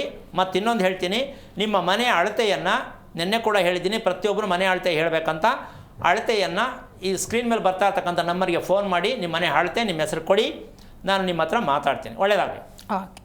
ಅನಿತಾ ಅಂತ ಕರೆ ಮಾಡಿದ್ದಾರೆ ಹಿರೇಕೆರೂರಿನಿಂದ. ನಮಸ್ಕಾರ ಅನಿತಾ ಅವರೇ. ನಮಸ್ಕಾರ ಮೇಡಮ್. ಗುರುಜಿ ಕೂಡ ಮಾತಾಡ್ಬೇಕಿತ್ತು. ಖಂಡಿತ ಮಾತಾಡಿ. ಯಾರ ಬಗ್ಗೆ ತಿಳ್ಕೊಳ್ಬೇಕಾಗಿತ್ತು? ಮಗಳ ಬಗ್ಗೆ ತಿಳ್ಕೊಬೇಕು. ನಕ್ಷತ್ರ ತಿಳಿಸಿ. ಉತ್ತರಾಷಾಢ ನಕ್ಷತ್ರ, ಮಕರ ರಾಶಿ. ಗುರುಜಿ ಇದ್ದಾರೆ, ಮಾತಾಡಿ. ಹಲೋ, ನಮಸ್ಕಾರ ಗುರುಜಿ. ನಾರಾಯಣ. ಯಾರಮ್ಮ ಉತ್ತರಾಭಾದ್ರ ನಕ್ಷತ್ರ? ಮಗಳ್ರಿ, ಮಗಳು. ಎಷ್ಟು ವಯಸ್ಸು? 22, 23. 3 ಥರ ಹೇಳ್ಬಿಟ್ಟಲ್ಲಮ್ಮ ನಿನ್ನ ಮಗಳ ವಯಸ್ಸು. ನಿನಗೆ ಜ್ಞಾಪಕ ಇಲ್ಲ? ಇಷ್ಟೊಂದು ಬ್ಯುಸಿ ಆಗ್ಬಿಟ್ಟಿದೆ ತಾಯಿ. ಇದೆ ಸರ್. ಏನಾಗಬೇಕಿತ್ತು ಅವಳ ಬಗ್ಗೆ? ಅವ್ರ ಫ್ಯೂಚರ್ ಬಗ್ಗೆ. ಫ್ಯೂಚರಾ? ನನ್ನ ಫ್ಯೂಚರ್ ಹೇಳೋದೇ ಅಲ್ವಲ್ಲ ತಾಯಿ. ನೀನೇನು ಓದಿದ್ಯಾ? ನಾನು SLC ಆಗೈತೆ ಸರ್. ಫ್ಯೂಚರ್ ಬಗ್ಗೆ ಯಾರು ಪ್ರಪಂಚದಲ್ಲಿ ಹೇಳೋಕ್ಕಾಗತ್ತಾ? ಅಂದ್ರೆ ಇದ್ರ ಬಗ್ಗೆ ಸರ್. ಕನ್ನಡ ಮಾತಾಡೋಣ ಮೊದಲು ಅರ್ಥ ಮಾಡ್ಕೊ. ಫ್ಯೂಚರ್ ಹೆಂಗ್ರಿ ಬರುತ್ತೆ? ಇವತ್ತು ಸಾಯಂಕಾಲ ಮಲಗಿದ ಬೆಳಗ್ಗೆ ಹೇಳ್ತೀವೋ ಇಲ್ಲೋ ಗ್ಯಾರಂಟಿ ಇಲ್ಲ. ಫ್ಯೂಚರ್ ಕೇಳ್ತಿರಲ್ರಿ, ಯಾಕ್ರಿ ಹಿಂಗೆಲ್ಲ ಕೇಳಿ ಜೀವನ ಎಲ್ಲ ಹಾಳು ಮಾಡ್ಕೊತೀರಾ? ಎಲ್ಲರೂ ಇದೆ ಫ್ಯೂಚರು. ಯಾರು ಹೇಳೋನು ಫ್ಯೂಚರ್ನ? ಹುಟ್ಟಿದನ ಪ್ರಪಂಚದಲ್ಲಿ. ಇದು ಒಂಥರ ಇದನ್ನು ದುರಾಂಕಾರ ಅಂತಾರೆ. ಏನೋ ಒಂದು ಫೋನ್ ಹಚ್ಚೋದು ಕೇಳ್ಬಿಡೋದು ಅಂತ. ಈ ಅಭ್ಯಾಸನ ನಿನ್ನ ಥರ ಮಾಡೋರಿಗೆಲ್ಲ ಹೇಳಿ ಅರ್ಥ ಆಗಲಿ ಅಂತ ಹೇಳ್ತಾ ಇದ್ದೀನಿ. ಫ್ಯೂಚರ್ ಬಗ್ಗೆ ಕೇಳೋದು, ಎಜುಕೇಷನ್ ಬಗ್ಗೆ ಕೇಳೋದು ನಮ್ಮ ಹತ್ರ ಜಾಗ ಇಲ್ಲ. ನಾನು ಈಗ ಏನಕ್ಕಾಗಿದ್ದೀನಿ, ಏನು ಹುಟ್ಟಿದ್ದೀನಿ ಅಂತ ಕೇಳಿ ಉತ್ತರ ಹೇಳ್ಕೊಡ್ತೀನಿ. ನಾಳೆ ಏನಾಗ್ತೀನಿ ನನಗೆ ಗೊತ್ತಿಲ್ಲ, ನಿನಗೂ ಗೊತ್ತಿಲ್ಲ, ನನಗೂ ಗೊತ್ತಿಲ್ಲ. ಸೃಷ್ಟಿಕರ್ತ ಭಗವಂತನಿಗೂ ಗೊತ್ತಿಲ್ಲ. ಇದನ್ನು ಅಧಿಕ ಪ್ರಸಂಗಿತನ ಅಂತಾರೆ. ದಯವಿಟ್ಟು ಈ ಅಭ್ಯಾಸಗಳು ಇಟ್ಕೋಬೇಡಿ, ಸಮಯ ವ್ಯರ್ಥ ಮಾಡ್ಕೋಬೇಡಿ. ಫ್ಯೂಚರ್ ಅಂದರೆ ನನ್ನ ಹತ್ರ ನಾನು ಏನೂ ಮಾತಾಡೋಕ್ಕೆ ಹೋಗಲ್ಲ. ದಯವಿಟ್ಟು ಈ ಅಭ್ಯಾಸ ಇವತ್ತು ಬಿಡಬೇಕು. ನೀನು ಇನ್ನೊಮ್ಮೆ ನೀನು ಕರೆ ಮಾಡಿ ಕೇಳಬೇಕು, ಗುರುಗಳೇ ನನಗೆ ಫ್ಯೂಚರ್ ಬೇಡ, ನಾನು ತಪ್ಪು ಮಾಡಿದೆ ಅಂತ ಹೇಳಿ ಇನ್ನೊಮ್ಮೆ ನಾನು ಕರೆ ಮಾತಾಡೋಣ. ಒಳ್ಳೆಯದಾಗಲಿ. ರೈಟ್. ಆಹಾರದ ಬಗ್ಗೆ ಹೇಳ್ತಾ ಇದ್ರಿ ಗುರುಜಿ. ಈಗ ನಾವು ಮಾಡ್ತಾ ಇರ್ತಕ್ಕಂತಹ ಇನ್ನೊಂದು ಘನಘೋರವಾಗಿರ್ತಕ್ಕಂಥ ಒಂದು ಅಪರಾಧದ ಕೆಲಸವನ್ನು ಮಾಡ್ತಾ ಇದ್ದೀವಿ. ಆಮೇಲೆ ನಾನು ಹೇಳ್ತಾ ಇರ್ತಕ್ಕಂಥದ್ದು ನನ್ನ ವೈಯಕ್ತಿಕವಾದ ಅನುಭವ ಆಗಲಿ ಅಧ್ಯಯನದ ಪ್ರಶ್ನೆ ನಾನು ಹೇಳ್ತಾ ಇಲ್ಲ. ಕೆಲವ್ರಿಗೆ ಅನಿಸುತ್ತೆ ಏನು ಇವ್ರಿಗೆ ಮಾತ್ರ ಹೇಳ್ತಾರೆ, ಬೇರೆಯವ್ರು ಯಾಕೆ ಇದನ್ನು ಹೇಳಲ್ಲ ಅಂತಕ್ಕಂಥ ವಿಚಾರ ಸಾಕಷ್ಟು ಅದು ಇದೆ. ಅದು ಸತ್ಯ ಕೂಡ. ಈಗ ಕಾರ್ಯಕ್ರಮದಲ್ಲಿ ಬರ್ತಕ್ಕಂಥ ಯಾವುದೇ ವಿಚಾರ, ಪ್ರತಿದಿನ ಬರ್ತಾ ಇರ್ತಕ್ಕಂಥ ವಿಚಾರ ಕೇಳೋಕ್ಕೆ ಇಲ್ಲಿವರೆಗೂ ಕೇಳೋಕ್ಕಾಗದೇ ಇರತಕ್ಕಂಥ ವಿಷಯಗಳೇ ಹೇಳ್ತಾ ಇರ್ತಕ್ಕಂಥದ್ದು. ಅಂದರೆ ಗೊತ್ತಿಲ್ಲದೇ ಇರೋ ವಿಷಯ. ಯಾಕೆ ಅಂದರೆ ನಾವು ಗೊತ್ತಿದ್ದೇನು ಮಾಡೋಕ್ಕಾಗೇ ಇಲ್ಲ, ನಾವು ತಿಳ್ಕೊಂಡು ಏನೂ ಮಾಡೇ ಇಲ್ಲ. ಸೊ ಈ ಕಾರ್ಯಕ್ರಮ ಒಂದು ಪೂರ್ಣವಾಗಿರೋ ಸತ್ಯ ಏನು ಅಂದರೆ, ಆರೋಗ್ಯ ಅಂತಕ್ಕಂಥದ್ದು ಪರಿಹಾರದಿಂದ ಆರೋಗ್ಯ ಸರಿ ಮಾಡ್ಕೊಳ್ಳೋದು ಅಂತ ಜನಕ್ಕೆ ಅರ್ಥ ಆಗಿದೆ ಅಂತ ಅನ್ಕೋತೀನಿ ನಾನು. ಅಂದರೆ ಏನೋ ಹೇಳ್ಕೊಡ್ತಾರೆ, ಹಾಗಲಕಾಯಿ ತಿನ್ನಿ, ಬೇವಿನಕಾಯಿ ತಿನ್ನಿ ಅಂತ ಹೇಳ್ಕೊಡ್ತಾರೆ ಅನ್ನೋ ಜನಗಳ ಕಾನ್ಸೆಪ್ಟ್. ಆರೋಗ್ಯ ರಹಸ್ಯ ಆದರೆ ಇದ್ರ ಬಗ್ಗೆ ಏನೋ ಜ್ವರ ಯಾಕೆ ಬರ್ತದೆ, ಕೆಮ್ಮು ಯಾಕೆ ಬರುತ್ತೆ, ನನ್ನ ಮಗ ಯಾಕೆ ಸರಿಯಾಗಿ ಹುಷಾರು ತಪ್ತಾನೆ, ಇದೆಲ್ಲ ಹೇಳ್ತಾರೆ ಅಂತ. ನಿಜಕ್ಕೂ ಯಾವ ಕಾರಣಕ್ಕೂ ನಮ್ಮ ಹತ್ರ ಪರಿಹಾರ ಇಲ್ಲವೇ ಇಲ್ಲ, ಅದು ಸುಳ್ಳು. ಆರೋಗ್ಯ ರಹಸ್ಯ ಅಂದರೆ ಮನುಷ್ಯನಿಗೆ ದೇಹದಲ್ಲಿ ಯಾವ ಕಾರಣಕ್ಕೂ ಭಗವಂತ ಅನಾರೋಗ್ಯವನ್ನು ಸೃಷ್ಟಿ ಮಾಡಿ ಕಳಿಸೋದೇ ಇಲ್ಲ. ದೇಹದಲ್ಲಿ ಅನಾರೋಗ್ಯ ಅಂತಕ್ಕಂಥದ್ದು ಇಲ್ಲವೇ ಇಲ್ಲ. ನಾವು ರೋಗ ಅಂತ ಅನ್ಕೋತೀವಲ್ಲ, ಇದೇ ಸಮಸ್ಯೆ ಆಗಿರೋದು. ರೋಗ ಇಲ್ಲ, ಮತ್ತೆ ರೋಗ ಇದೆಯಲ್ಲ, ನೀವು ತಿಳ್ಕೊಳ್ಳೋದಾಗ ರೋಗ ಅನ್ಕೊಂಡ್ರೆ ನಾವೇನು ಮಾಡೋಣ ಅದಕ್ಕೆ? ಮನುಷ್ಯನಿಗೆ ಯಾವ ಕಾರಣಕ್ಕೂ ದೇಹದಲ್ಲಿ ಉತ್ಪತ್ತಿ ಆಗ್ತಕ್ಕಂತಹ ಒಂದು ಶಕ್ತಿ, ದೇಹದಲ್ಲಿ ಏನೇನು ಆಗುತ್ತೆ ಅದನ್ನೆಲ್ಲ ರಿಪೇರಿ ಮಾಡೋ ಶಕ್ತಿ ದೇಹದಲ್ಲೇ ಉತ್ಪತ್ತಿ ಆಗುತ್ತೆ. ಅದನ್ನು ನಾವು ಉತ್ಪತ್ತಿ ಮಾಡ್ಕೋತಾ ಇಲ್ಲ. ಇದು ತಪ್ಪಾಗ್ತಾ ಇರೋದು. ಇದನ್ನು ಯಾರೂ ಹೇಳ್ತಾ ಇಲ್ಲ. ಅದಕ್ಕೆ ರಿಪೇರಿ ಇದು ಮಾಡಿ, ಅದು ಮಾಡಿ, ವ್ರತ ಮಾಡಿ, ಪೂಜೆ ಮಾಡಿ, ಇದನ್ನು ಹೇಳ್ತಾ ಇದ್ದಾರೆ ಹೊರತು ಪೂಜೆಗೂ ನಮ್ಮ ದೇಹಕ್ಕೂ ಯಾವುದೇ ಸಂಬಂಧ ಇಲ್ಲ. ಸೃಷ್ಟಿ ಮಾಡಿದ ಭಗವಂತನಿಗೂ ನಮ್ಮ ದೇಹಕ್ಕೂ ಸಂಬಂಧ ಇಲ್ಲ. ಕಾರಣ, ರಚನೆ ಮಾಡಿ ಈಚೆ ಕಳಿಸಿದ್ದಾನೆ, ಹೋಗು ಬದುಕು ಅಂತ. ರಚನೆಗೆ ಅವನೇ ಕಾರಣಕರ್ತ. ಇಲ್ಲಾಂದ್ರೆ ಎಲ್ಲ ಬೆಳ್ಳಿಗೆ ಹುಟ್ಬಿಡ್ತಿದ್ರು, ಎಲ್ಲ ಚೆನ್ನಾಗೇ ಹುಟ್ಬಿಡ್ತಿದ್ರು. ಕರಿದು ಕುಳ್ಳ ದುಮ್ಮ ಯಾಕೆ ಹುಟ್ಟಬೇಕಿತ್ತು? ಮೆಟೀರಿಯಲ್ ಏನಿದೆಯೋ ನಿಮ್ಮ ವಂಶದಲ್ಲಿ, ನಿಮ್ಮ ದೇಹದಲ್ಲಿ ಪೌಷ್ಟಿಕಾಂಶದ ಏನಿರುತ್ತೋ ಆ ಮೆಟೀರಿಯಲ್ ತಕ್ಕಂತೆ ಮಗು ಬರುತ್ತೆ. ಇದು ಭಗವಂತನ ಕೆಲಸ. ಹುಟ್ಟಿದ ನಂತರ ಭಗವಂತನ ಹತ್ರ ದಯವಿಟ್ಟು ಹೋಗೋದ್ರಿಂದ ನಿಮ್ಗೇನು ಉಪಯೋಗ ಆಗಲ್ಲ. ಮಗು ಹುಟ್ಟಿದ್ದಕ್ಕೂ ಭಗವಂತನಿಗೂ ಸಂಬಂಧವಿಲ್ಲ. ನಾವಿದನ್ನ ಬಿಟ್ಟು ಬದುಕ್ತಾ ಇಲ್ಲ. ನೋಡಮ್ಮ, ಈ ಸಮಸ್ಯೆ ಆಗಿದೆ. ಅದಕ್ಕೆ ಸಂಬಂಧಪಟ್ಟಂತ ಒಂದು ವಿಚಾರ ಹೇಳ್ತೀನಿ. ಏನು? ಗ್ರಹಗಳಲ್ಲಿ ಇರ್ತಕ್ಕಂತಹ ಮುಖ್ಯವಾಗಿ ನಾವು ತಿಳ್ತಕ್ಕಂಥ ಲೆಕ್ಕದಲ್ಲಿ ರಾಹುಕೇತು ಅಂತಕ್ಕಂಥದ್ದು ತುಂಬ ಅದು ಹೊರಗಿರುತ್ತೆ, ಕಾಂಪೌಂಡಲ್ಲಿ ಇರುತ್ತೆ, ಆಗಿರುತ್ತೆ, ಈ ಮೂಲೆಯಲ್ಲಿ ಇರುತ್ತೆ, ಇದೆಲ್ಲ ಹೇಳ್ತಾ ಇದ್ದಾರೆ. ಹೌದಾ? ಅದೇನೋ ಹೇಳ್ಕೊಳ್ಳಿ. ಆದರೆ ನನ್ನ ಪ್ರಶ್ನೆ ಇಷ್ಟೇ. ನೀನು ಆವಾಗಲೇ ಒಂದು ಪ್ರಶ್ನೆ ಹಾಕ್ತೆ, ಗೋಬಿ ಬೇಕು ನನಗೆ, ಪಾನಿಪುರಿ ಕೊಡಿಸಿ ಅಂತ ಮಕ್ಕಳು ಡಿಮ್ಯಾಂಡ್ ಮಾಡ್ತಾರೆ. ಆಮೇಲೆ ಪಿಜ್ಜಾ ಬರ್ಗರ್ ತಿಂತಾರೆ. ಗುರುಗಳೇ ನಾವು ಏನು ಮಾಡೋದು ಈ ಕರ್ಮಕ್ಕೆ ಅಂತ ನಿನ್ನ ಪ್ರಶ್ನೆ. ಅಮ್ಮ, ಇಲ್ಲೇ ಬಂದಿರೋದು. ಈ ರಾಹು ಗ್ರಹ ಅಂತ ನಾವು ಪೂಜೆ ಮಾಡಬೇಕು, ಕೆಟ್ಟಿದೆ, ದೋಷ ಇದೆ ಅಂತ ಹೇಳ್ತಾರಲ್ಲ ಗಣ ಪಂಡಿತರುಗಳು. ನಂದೊಂದು ಚಾಲೆಂಜ್ ಪ್ರಶ್ನೆ, ನಿಜವಾಗ್ಲೂ ಸುಳ್ಳದು. ಅಂದರೆ ಗ್ರಹ ಇರೋ ಸುಳ್ಳು ಅಂತಲ್ಲ, ಹೇಳ್ತಿರೋ ಮಾಹಿತಿ ಸುಳ್ಳು. ಈ ಗ್ರಹಗಳನ್ನ ಹೋಲಿಕೆ ಕೊಟ್ಟಿವ್ರು ಹೇಳ್ತಾ ಇದ್ದಾರಲ್ಲಮ್ಮ, ಇದು ಮ್ಯಾಜಿಕ್, ಇದು ಬಿಸ್ನೆಸ್. ಅದೇನೋ ಕೆಟ್ಟೋಗಿದೆ. ಇದಕ್ಕೆ ಏನು ಹೇಳಬೇಕು ಅಂದರೆ, ರಾಹು ಯಾವುದು ಅಂದರೆ ನಾಲಿಗೆಯ ಚಪಲತೆಯೇ ರಾಹು. ನಾಲಿಗೆಯ ಚಪಲತೆಯೇ ರಾಹು. ಆ ಚಪಲತೆ ಯಾಕೆ ಬರುತ್ತೆ ಅಂದರೆ, ಕುಂಡಲಿ ನೋಡಿದ ತಕ್ಷಣ ಇವರು ಲವ್ ಆಗೋಗುತ್ತೆ, ಜೋಪಾನ ಇವಳಿಗೆ 18 ವರ್ಷಕ್ಕೆ ಮಾಡ್ಬಿಡಿ, ಇಲ್ಲ ಅಂದರೆ ಲವ್ ಹೊಂಟೋಗ್ತಾಳೆ, ಅಥವಾ 22 ಆದ್ಮೇಲೆ ಮದುವೆ ಆಗುತ್ತೆ ಕತೆ ಹೇಳ್ತಾರೆ. ಅದು 18ಕ್ಕಾಗತ್ತೋ 12ಕ್ಕಾಗತ್ತೋ 5ನೇ ವರ್ಷಕ್ಕೆ ಏನೋ ಒಂದು ಆಗ್ಬಿಡುತ್ತೋ, ಅದಲ್ಲ. ಅದನ್ನು ಫಸ್ಟ್ ಕಂಡುಹಿಡಿಬೇಕು. ಇಷ್ಟು ವರ್ಷಕ್ಕೆ ಮಗು ಹಿಂಗಾಗತ್ತೆ ಅಂತ ಹೇಳುವಂತಹ ಮೆಸೇಜ್ ಇದೆಯಲ್ಲ, ಇದೇ ದೊಡ್ಡ ಮೋಸಗಾರ ವಿಚಾರ. ಜೋಪಾನಾಗಿರಿ. ಏನು ಜೋಪಾನಾಗಿರೋದಮ್ಮ? ಜೋಪಾನ ನೋಡ್ಕೊಳ್ಳಿ. ಹೆಂಗ್ ಜೋಪಾನ ನೋಡ್ಕೊಳ್ಳೋದು? ಈ ಥರ ಹಾಳು ಮಾಡ್ತಾ ಇರೋ ನಮ್ಮಲ್ಲಿ ಒಂದು ಇರ್ತಕ್ಕಂಥ ಒಂದು ಕೆಟ್ಟ ಅಭ್ಯಾಸ ನಮ್ಮ ದೇಶದಲ್ಲಿ ಸರಿಕ್ಕೆ ಹೋಗಲ್ಲ. ಅರ್ಥ ಆಯ್ತಾ ನಿಮಗೆ? ನಾಲಿಗೆಯ ಚಪಲತೆ. ಅದಕ್ಕೆ ಗ್ರಹಣ ಯಾರು ತಗೊಳ್ತೀವಿ? ದೇಹಕ್ಕೆ ತಗೊಂಡಾಗ, ದೇಹದ ಮೇಲೆ ತಗೊಂಡಾಗ ರಾಹುವನ್ನು ತಗೊಳ್ತೀವಿ. ಅದೇನಾಗತ್ತೆ, ಲವ್ ಅಲ್ಲಿ ಸಿಕ್ಕಾಕೊಂಡಾಗ ಚಿಕ್ಕ ವಯಸ್ಸಲ್ಲಿ ಅಶ್ಲೀಲತೆಯನ್ನು ನೋಡೋದಕ್ಕೆ ಬಯಸಾಗುವಂತಹ ಮಗುವಿನ ಮನಸ್ಥಿತಿ ಬೆಳೆದಿದೆ ಅಂದರೆ, ಆ ನಾಲ್ಗೆ ಚಪಲತೆಗಾಗಿ ಆ ಮಗುವಿಗೆ ಕೆಟ್ಟದ್ದನ್ನೇ ನೋಡ್ಬೇಕು ನಾನು ಅನ್ನೋ ಪ್ರಯತ್ನ ಬರುತ್ತೆ ಮನಸ್ಸಲ್ಲಿ. ಕ್ರೇಜ್, ನಾನೇನೋ ನೋಡಬೇಕು, ನನಗೇನೋ ಬೇಕು. ಅದಕ್ಕೆ ಏನು ಬೇಡದಿರೋದೆಲ್ಲ ಮೈಂಡಲ್ಲಿ ಬರ್ತಾ ಇರುತ್ತೆ. ಅದಕ್ಕೆ ಮಗು ಅವಾಗ ಅಳುತ್ತೆ, ಇಲ್ಲ ಕೋಪ ಮಾಡುತ್ತೆ, ನೀವು ಹೇಳ್ದಂಗೆಲ್ಲ ತದ್ವಿರುದ್ಧವಾಗಿ ನಡ್ಕೊಳ್ಳುತ್ತೆ. ಯಾಕೆಂದ್ರೆ ಅದ್ರಲ್ಲಿ ಏನು ಆಗ್ತಾ ಇದೆ ಅಂತ ಅಪ್ಪ ಅಮ್ಮನ ಹತ್ರ ಹೇಳ್ಕೊಳಕ್ಕಾಗಲ್ಲ. ಹೇಳ್ಕೊಟ್ರು ಅಪ್ಪ ಅಮ್ಮ ತಂದ್ಕೊಡಕ್ಕಾಗಲ್ಲ. ಇದಾಗೋ ಕೆಲಸನಾ?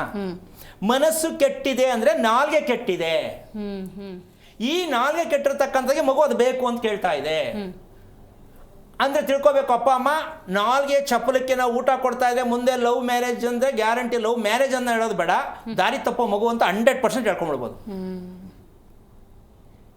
ಏನು ತಿಂದ್ರು ಖುಷಿ ಆಗಲ್ಲ ಅದಕ್ಕೆ. ಅದು ಬಾಯಿ ರುಚಿಗೆ ಬರೋದೇ ಮನೇಲಿ ಮಾಡ್ಕೊಡ್ಬೇಕು. ಮನೇಲಿ ಮಾಡ್ಕೊಡೋಕೆ ಆಗಲ್ಲ. ಅದರಲ್ಲೂ ಈಗ ಫೋನ್ ಮಾಡಿದ್ರೆ ಪಾರ್ಸಲ್ ಬರುತ್ತೆ, ತಲೆ ಕೆಡ್ಸ್ಕೊಳಂಗೆ ಇಲ್ಲ, ಏನು ಬೇಕು ಮನೆ ಹತ್ರ ಬರುತ್ತೆ. ಈಗಂತೂ ಅಮ್ಮ ರೊಚ್ಚಿಗೆ ಹೇಳೋದಕ್ಕೆ ಇನ್ನೂ ಜಾಸ್ತಿ ಆಗೋಯ್ತು. ಹೌದು. ಈಗ ಇದನ್ನ ರಿಪೇರಿ ಮಾಡಬೇಕಾ? ಬೇಡಮ್ಮ, ಮಾಮೂಲಿ ಒಂದು ಹಾಕ್ಕೊಳ್ತಕ್ಕಂಥ ಇನ್ನರ್ಗೆ ಎಂತೆಂಥ ದೃಶ್ಯಗಳನ್ನ ತೋರಿಸ್ತೀವಿ ಮಾಧ್ಯಮದಲ್ಲಿ. ಮಕ್ಕಳು ಏನಾಗಬೇಕು? ಮನಸ್ಸು ಕೆರಳುತ್ತಾ ಇಲ್ವಾ? ಕ್ರೇಜ್ ಬರುತ್ತಾ ಇಲ್ವಾ? ಮತ್ತೆ ಇದೆಲ್ಲ ಬಿಟ್ಬಿಟ್ಟು ನೀವು ಅಲ್ಲಿ ಬಡಬೇಕು, ಶಿಕ್ಷಣ ಕೊಡಬೇಕು, ಹೆಂಗಾಗತ್ತೆ ನೋಡಿ. ಎಷ್ಟು ದಾರಿ ತಪ್ತಾ ಇದೀವಿ ನಾವು. ಇಲ್ಲಿ ಒಂದ್ ಕಡೆ ಶಾಸ್ತ್ರ ಹೇಳೋದು ಒಂದು ಕಾಟ, ಕಾನೂನಲ್ಲಿ ಒಂದು ಕಾಟ, ಮತ್ತು ಮನುಷ್ಯ ಬದುಕೋದಲ್ಲಿ. ಅದಕ್ಕೋಸ್ಕರವಾಗಿ ಈ ರಾಹು ದೆಸೆಯಿಂದ ಎಲ್ಲಿ ಹೋಗುತ್ತೆ ಅಂದರೆ ಅದನ್ನು ಸ್ವಲ್ಪ ಓಪನ್ ಆಗಿ ಹೇಳಬೇಕಾಗತ್ತೆ ನಾನು. ಮಗು ಹೆಣ್ಣಾಗಲಿ ಗಂಡಾಗಲಿ ಯೂರಿನ್ ಪಾಸ್ ಮಾಡಾದ್ಮೇಲೆ ಆ ಭಾಗ ಕೈ ಹಾಕೊಳ್ಳುತ್ತೆ. ತಿಳ್ಕೊಬೇಕು ಇಲ್ಲಿ ಹೊಡೆದಿದೆ ಅಂತ. ಮಗು ಯೂರಿನ್ ಪಾಸ್ ಮಾಡಿದ ತಕ್ಷಣ ಆ ಭಾಗ ಕೈ ಹಾಕೊಳ್ಳುತ್ತೆ ಒಂದ್ಸಲ, ಅಥವಾ ಪದೇ ಪದೇ ಹಾಕೊಳ್ಳೋ ಅಭ್ಯಾಸನೂ ಇರುತ್ತೆ. ಇದನ್ನು ಸಾಕಷ್ಟು ಎಲ್ಲಾ ಮಕ್ಕಳಲ್ಲಿ ಇರುತ್ತೆ ಅಂತ ಹೇಳಕ್ ಬರಲ್ಲ, ಕೆಲವು ಮಕ್ಕಳಲ್ಲಿ ಇರುತ್ತೆ. ಸೊ ಇದು ನಾಲ್ಗೆ ಚಪ್ಪಲಕ್ಕೂ ಆ ಭಾಗ ಕೈ ಹಾಕೋಕ್ಕೂ ಕರೆಕ್ಟ್ ಲೊಕೇಶನ್ ಸಿಕ್ಕತ್ತೆ ನಿಮಗೆ. ಇದು ಯೂರಿನ್ ಪಾಯಿಂಟ್ ಆಯ್ತು. ಸೂಚನೆಗಳು ಇದನ್ನ ಅಪ್ಪ ಅಮ್ಮ ಗಮನಿಸಲೇಬೇಕು. ಆಮೇಲೆ ಮಗು ರೀಸಸ್ಗೆ ಹೋದ್ರೆ ಕರೆಕ್ಟಾಗಿ ಸ್ಪೀಡಾಗಿ ಹೋಗ್ತಾ ಇದೆಯಾ, ಬಿಟ್ಟು ಹೋಗ್ತಾ ಇದೆಯಾ, ಉರಿ ಆಗ್ತಾ ಇದೆಯಾ, ಕಲರ್ ಬದಲಾವಣೆ ಯಾವ ತಂದೆ ತಾಯಿ ನೋಡ್ತಾರೆ? ಏಯ್ ಹೋಗು ಅಂತ ಬೋಲ್ಟ್ ಹಾಕ್ತಾರೆ. ಅದು ಪೂರ್ತಿ ಹೋಗುತ್ತೋ ಅರ್ಧ ಹೋಗುತ್ತೋ ಅದೇನು ನಿಮಿಷದಲ್ಲಿ ಹೋಗುತ್ತೋ ಅದಕ್ಕೆ ಗೊತ್ತು. ಯಾರು ತಾಯಿ ತಂದೆ ಅರ್ಥ ಮಾಡ್ಕೋತಾರೆ? ಮಗುವಿನ ಯೂರಿನ್ ಮೋಷನ್ಗೆ ಹೋಗ್ತಕ್ಕಂತಹ ಸಮಯವನ್ನ ಗುರುತಿಸ್ಬೇಕು ಅಂತ ತಂದೆ ತಾಯಿಗೆ ನಿಜವಾಗ್ಲೂ ಗೊತ್ತಿಲ್ಲ. ನಾವು ಮಾಡುತ್ತಿರೋದು ಟ್ಯೂಷನ್ ಎಲ್ಲ ಏನ್ ಮಾಡ್ಕೊಂಡ, ರೆಡಿ ಮಾಡ್ಕೊಂಡ, ಕ್ಲಾಸ್ಗೆ ಏನೇನು ಬೇಕಿತ್ತೆಲ್ಲ ರೆಡಿ ಮಾಡ್ಕೊಂಡ, ಈ ಜೋಪಾನ ಮಾಡ್ತಾರೆ ಹೊರ್ತು ಯೂರಿನ್ ಕರೆಕ್ಟಾಗಿ ಪಾಸ್ ಮಾಡ್ದ, ನೀರು ಕುಡ್ದಿದೀಯಾ, ಮೋಷನ್ ಕ್ಲೀನ್ ಆಯ್ತಾ, ರಾತ್ರಿ ನಿದ್ದೆ ಚೆನ್ನಾಗಿ ಬಂತ, ಯಾವ ತಾಯಿ ತಂದೆ ಕೇಳ್ತಾರಮ್ಮ? ಈಗ ಈ ರಾಹು ಕೇತುಗಳು ಫ್ರಂಟ್ ಟು ಬ್ಯಾಕು, ಮುಂಭಾಗ ಹಿಂಭಾಗದಲ್ಲಿರ್ತಕ್ಕಂಥ ಗ್ರಹಗಳನ್ನ ತಗೊಂಡೋಗ್ಬಿಟ್ಟು ನೀವು ಅದಕ್ಕೋಗಿ ಪೂಜೆ ಮಾಡಿಸಿದ್ರೆ ರಾಹು ಕೇತು ಚೆನ್ನಾಗಿಲ್ಲ ಅಂತ ಅಂದ್ರೆ ಏನಮ್ಮ ಈ ಅನ್ಯಾಯ ನಮ್ಮಲ್ಲಿ? ಏನ್ ಹೇಳ್ತೀಯ ತಾಯಿ? ಖಂಡಿತ ಅಲ್ವಾ? ಈ ರೀತಿಯಾಗಿರ್ತಕ್ಕಂಥ ವಿಚಾರಗಳನ್ನ ದಿನ 50 ಬೇಕಾದ್ರೆ ಹೇಳ್ಕೊಡ್ತೀನಿ. ನಾವ್ ಎಲ್ಲಿ ದಾರಿ ತಪ್ತಾ ಇದ್ದೀವಿ ಅಂತ ಅದಕ್ಕೆ ಹೇಳ್ತಾ ಇದ್ದೀನಿ. ಶಾಸ್ತ್ರ ಕೇಳೋ ಕೆಟ್ಟ ಅಭ್ಯಾಸ ನಿಲ್ಲಿಸಿ. ಮಗುವನ್ನ ನೋಡದೆ, ಮಗುವನ್ನ ಟಚ್ ಮಾಡದೆ, ಮಗು ದೇಹದಲ್ಲಿ ಈ ಭಾಗದ ಡ್ಯಾಮೇಜ್ ಇದೆ ಅಂತ ಯಾರು ಹೇಳ್ತಾರೋ ಅವ್ರ ಹತ್ರ ಕೇಳಿ. ಆಮೇಲೆ ಡ್ಯಾಮೇಜ್ ಆಗ್ಬತ್ತು ಅಂತ ತಿಳ್ಕೊಳ್ಳಿ, ಅದಕ್ಕೆ ಏನು ಮಾಡಬೇಕು ಅಂತ ತಿಳ್ಕೊಳ್ಳಿ. ಸುಮ್ಮನೆ ಹಿಂಗಿದೆ ಅಂತ ತಕ್ಷಣ ಎದುರ್ಕೊಳ್ಳೋದು ಬೇಡ. ನಾವು ಏನಾದ್ರು ಹೇಳ್ಬಿಟ್ರೆ ಅಲ್ಲ, ತಿಳ್ಕೊಳ್ಳಿ, ಆ ಮಗುನ ರಿಪೇರಿ ಮಾಡ್ಬೋದು. ಅದಕ್ಕೋಸ್ಕರವಾಗಿ ಇವತ್ತು ಹೇಳಿರ್ತಕ್ಕಂಥ ವಿಚಾರ, ಮಕ್ಕಳಾಗ್ಲಿ ದೊಡ್ಡವರಾಗ್ಲಿ, ದೇಹದಲ್ಲಿ ನೋವಿದೆ, ಬೆಳಗ್ಗೆ ಹೊತ್ತು ನನಗೆ ಹೇಳಕ್ ಆಗ್ತಾ ಇಲ್ಲ ಅಂತ ಯಾರು ತಿಳ್ಕೊಂಡಿದಾರೋ ತಿಳ್ಕೊಂಬಿಡಿ. ನೀವು ನಿಮ್ಮ ಹಸಿವಿಗೂ ನಿಮ್ಮ ದೇಹಕ್ಕೂ ಸಂಬಂಧ ಇಲ್ಲ, ಅದ್ರ ಜೊತೆಗೆ ನಿಮ್ಮ ಮನಸ್ಸಿಗೂ ನಿಮ್ಗೂ ಸಂಬಂಧ ಇಲ್ಲ. ಬೆಳಗ್ಗೆ ಹೊತ್ತು ಬೆಡ್ಡಿಂದ ಹೇಳ್ಬೇಕಾದ್ರೆ ಹೆಂಗ್ ಹೇಳ್ಬೇಕಮ್ಮ? ಫ್ರೆಶ್ ಆಗಿ ಹೇಳ್ಬೇಕು. ಮಗುನು ಅಷ್ಟೇ, ಮೈ ಮುರಿಬಾರ್ದು ಮಲಗಿದಾಗ, ಅಥವಾ ಈ ಕಡೆಯಿಂದ ಆ ಕಡೆ ಒಳ್ಳಬಾರ್ದು. ಸಡನ್ ಆಗಿ ಟಕ್ ಅಂತ ಮಗು ಹೇಳಬೇಕು ಖುಷಿಯಿಂದ, ಆಗ ಮಗು ನಿದ್ದೆ ಚೆನ್ನಾಗಾಗಿದೆ ಅಂತ ಅರ್ಥ. ನಮ್ದು ಟೆನ್ಷನ್ನು, ವ್ಯಾನ್ ಬಂತು ಬೇಗ ಹೇಳು, ಓಡಿಸ್ತಾರೆ. ಸೊ ಈ ಸಮಸ್ಯೆಯಿಂದ ಹೊರಗೆ ತರಬೇಕು ಅಂತಕ್ಕಂಥದ್ದು ನಿಮ್ಮ ಪ್ರಯತ್ನವೇ ಹೊರತು ಯಾರೋ ಶಾಸ್ತ್ರ ಹೇಳೋದಲ್ಲ. ಪ್ರತಿಯೊಬ್ಬರಿಗೂ ಅರ್ಥ ಆಗಬೇಕು ಅಂತ ಈ ವಿಚಾರವನ್ನು ಹೇಳಿದ್ದೀನಿ. ಬೇಕಾದಷ್ಟು ಪ್ರಶ್ನೆ ಇದೆ. ಮೈ ನೋವಿಲ್ಲದೆ, ಮೈ ತೂಕ ಇಲ್ಲದ ಜನ ಯಾರೂ ಇಲ್ಲ. ಅದರಲ್ಲೂ ಹೆಂಗಸರಿಗಂತೂ ಹೇಳಿ ಮಾಡಿಸ್ದಂಗಿರುತ್ತೆ. ಅದಕ್ಕೋಸ್ಕರವಾಗಿ ಹೆದರ್ಕೋಬೇಡಿ. ನಾನು ಹೇಳ್ತಾ ಇರ್ತಕ್ಕಂಥ ವಿಚಾರ ನೀವು ಗಮನಿಸ್ಕೊಳ್ಳಿ, ಗಮನಿಸಿ ಅದರಿಂದ ಹೊರಗೆ ಬನ್ನಿ. ಹೊರಗೆ ಬಂದು ನೆಮ್ಮದಿಯಾಗಿರೋಕ್ಕೆ ಏನು ಬೇಕೋ ಅದನ್ನು ಹೇಳ್ಕೊಡೋಣ ಅಂತ ಹೇಳಿ ಭಗವಂತ ಈ ರೂಪಲ್ಲಿ ನಿಮ್ಮ ಮೂಲಕವಾಗಿ ನಾನು ಹೇಳ್ತಾ ಇದ್ದೀನಿ. ಎಲ್ರಿಗೂ ಒಳ್ಳೆಯದಾಗಲಿ ಅಂತ ಹೇಳ್ತಾ ಕಾರ್ಯಕ್ರಮ ಮುಗಿಸ್ತಾ ಇದ್ದೀನಿ. ಜೈ ಶ್ರೀರಾಮ್. ನೋಡಿದ್ರಲ್ಲ, ಗಿಡವಾಗಿ ಬಗ್ಗದು ಮರವಾಗಿ ಬಗ್ಗೀತೆ ಅನ್ನುವಂತಹ ಮಾತಿದೆ. ಗಿಡವಾಗಿದ್ದಾಗ ಅಂದರೆ ಮಗುವಾಗಿದ್ದಾಗಲೇ ಉತ್ತಮ ವಿಚಾರಗಳನ್ನು ತಿಳಿಸ್ಕೊಟ್ರೆ ಖಂಡಿತವಾಗ್ಲೂ ಒಂದು ಆರೋಗ್ಯವಂತ ಮಗು ಅಥವಾ ಆರೋಗ್ಯವಂತ ಪ್ರಜೆಯನ್ನು ಸಮಾಜಕ್ಕೆ ಕೊಡೋದಕ್ಕೆ ಸಾಧ್ಯ ಅಂತ ಹೇಳ್ತಾ ಇವತ್ತಿನ ಕಾರ್ಯಕ್ರಮವನ್ನು ಮುಗಿಸೋಣ. ನೋಡ್ತಾ ಇರಿ ಜಿ ಕನ್ನಡ ನ್ಯೂಸ್, ಸತ್ಯವೇ ಸುದ್ದಿಯ ಜೀವಾಳ. ಹೆಚ್ಚಿನ ಮಾಹಿತಿಗಾಗಿ ಸಂಪರ್ಕಿಸಿ ಶ್ರೀಮಾನ್ ಶ್ರೀ ಪುರುಷೋತ್ತಮ್ ದೇಶಿ ಗುರೂಜಿ, ಶ್ರೀ ಧರ್ಮ ಮಾರ್ಗ ಕಚೇರಿ 532, ಮಲತಹಳ್ಳಿ ಮುಖ್ಯ ರಸ್ತೆ, ಬೆಂಗಳೂರು 560056. ದೂರವಾಣಿ ಸಂಖ್ಯೆ 9148639933 ಅಥವಾ 8618915231 ಅಥವಾ 9108258834.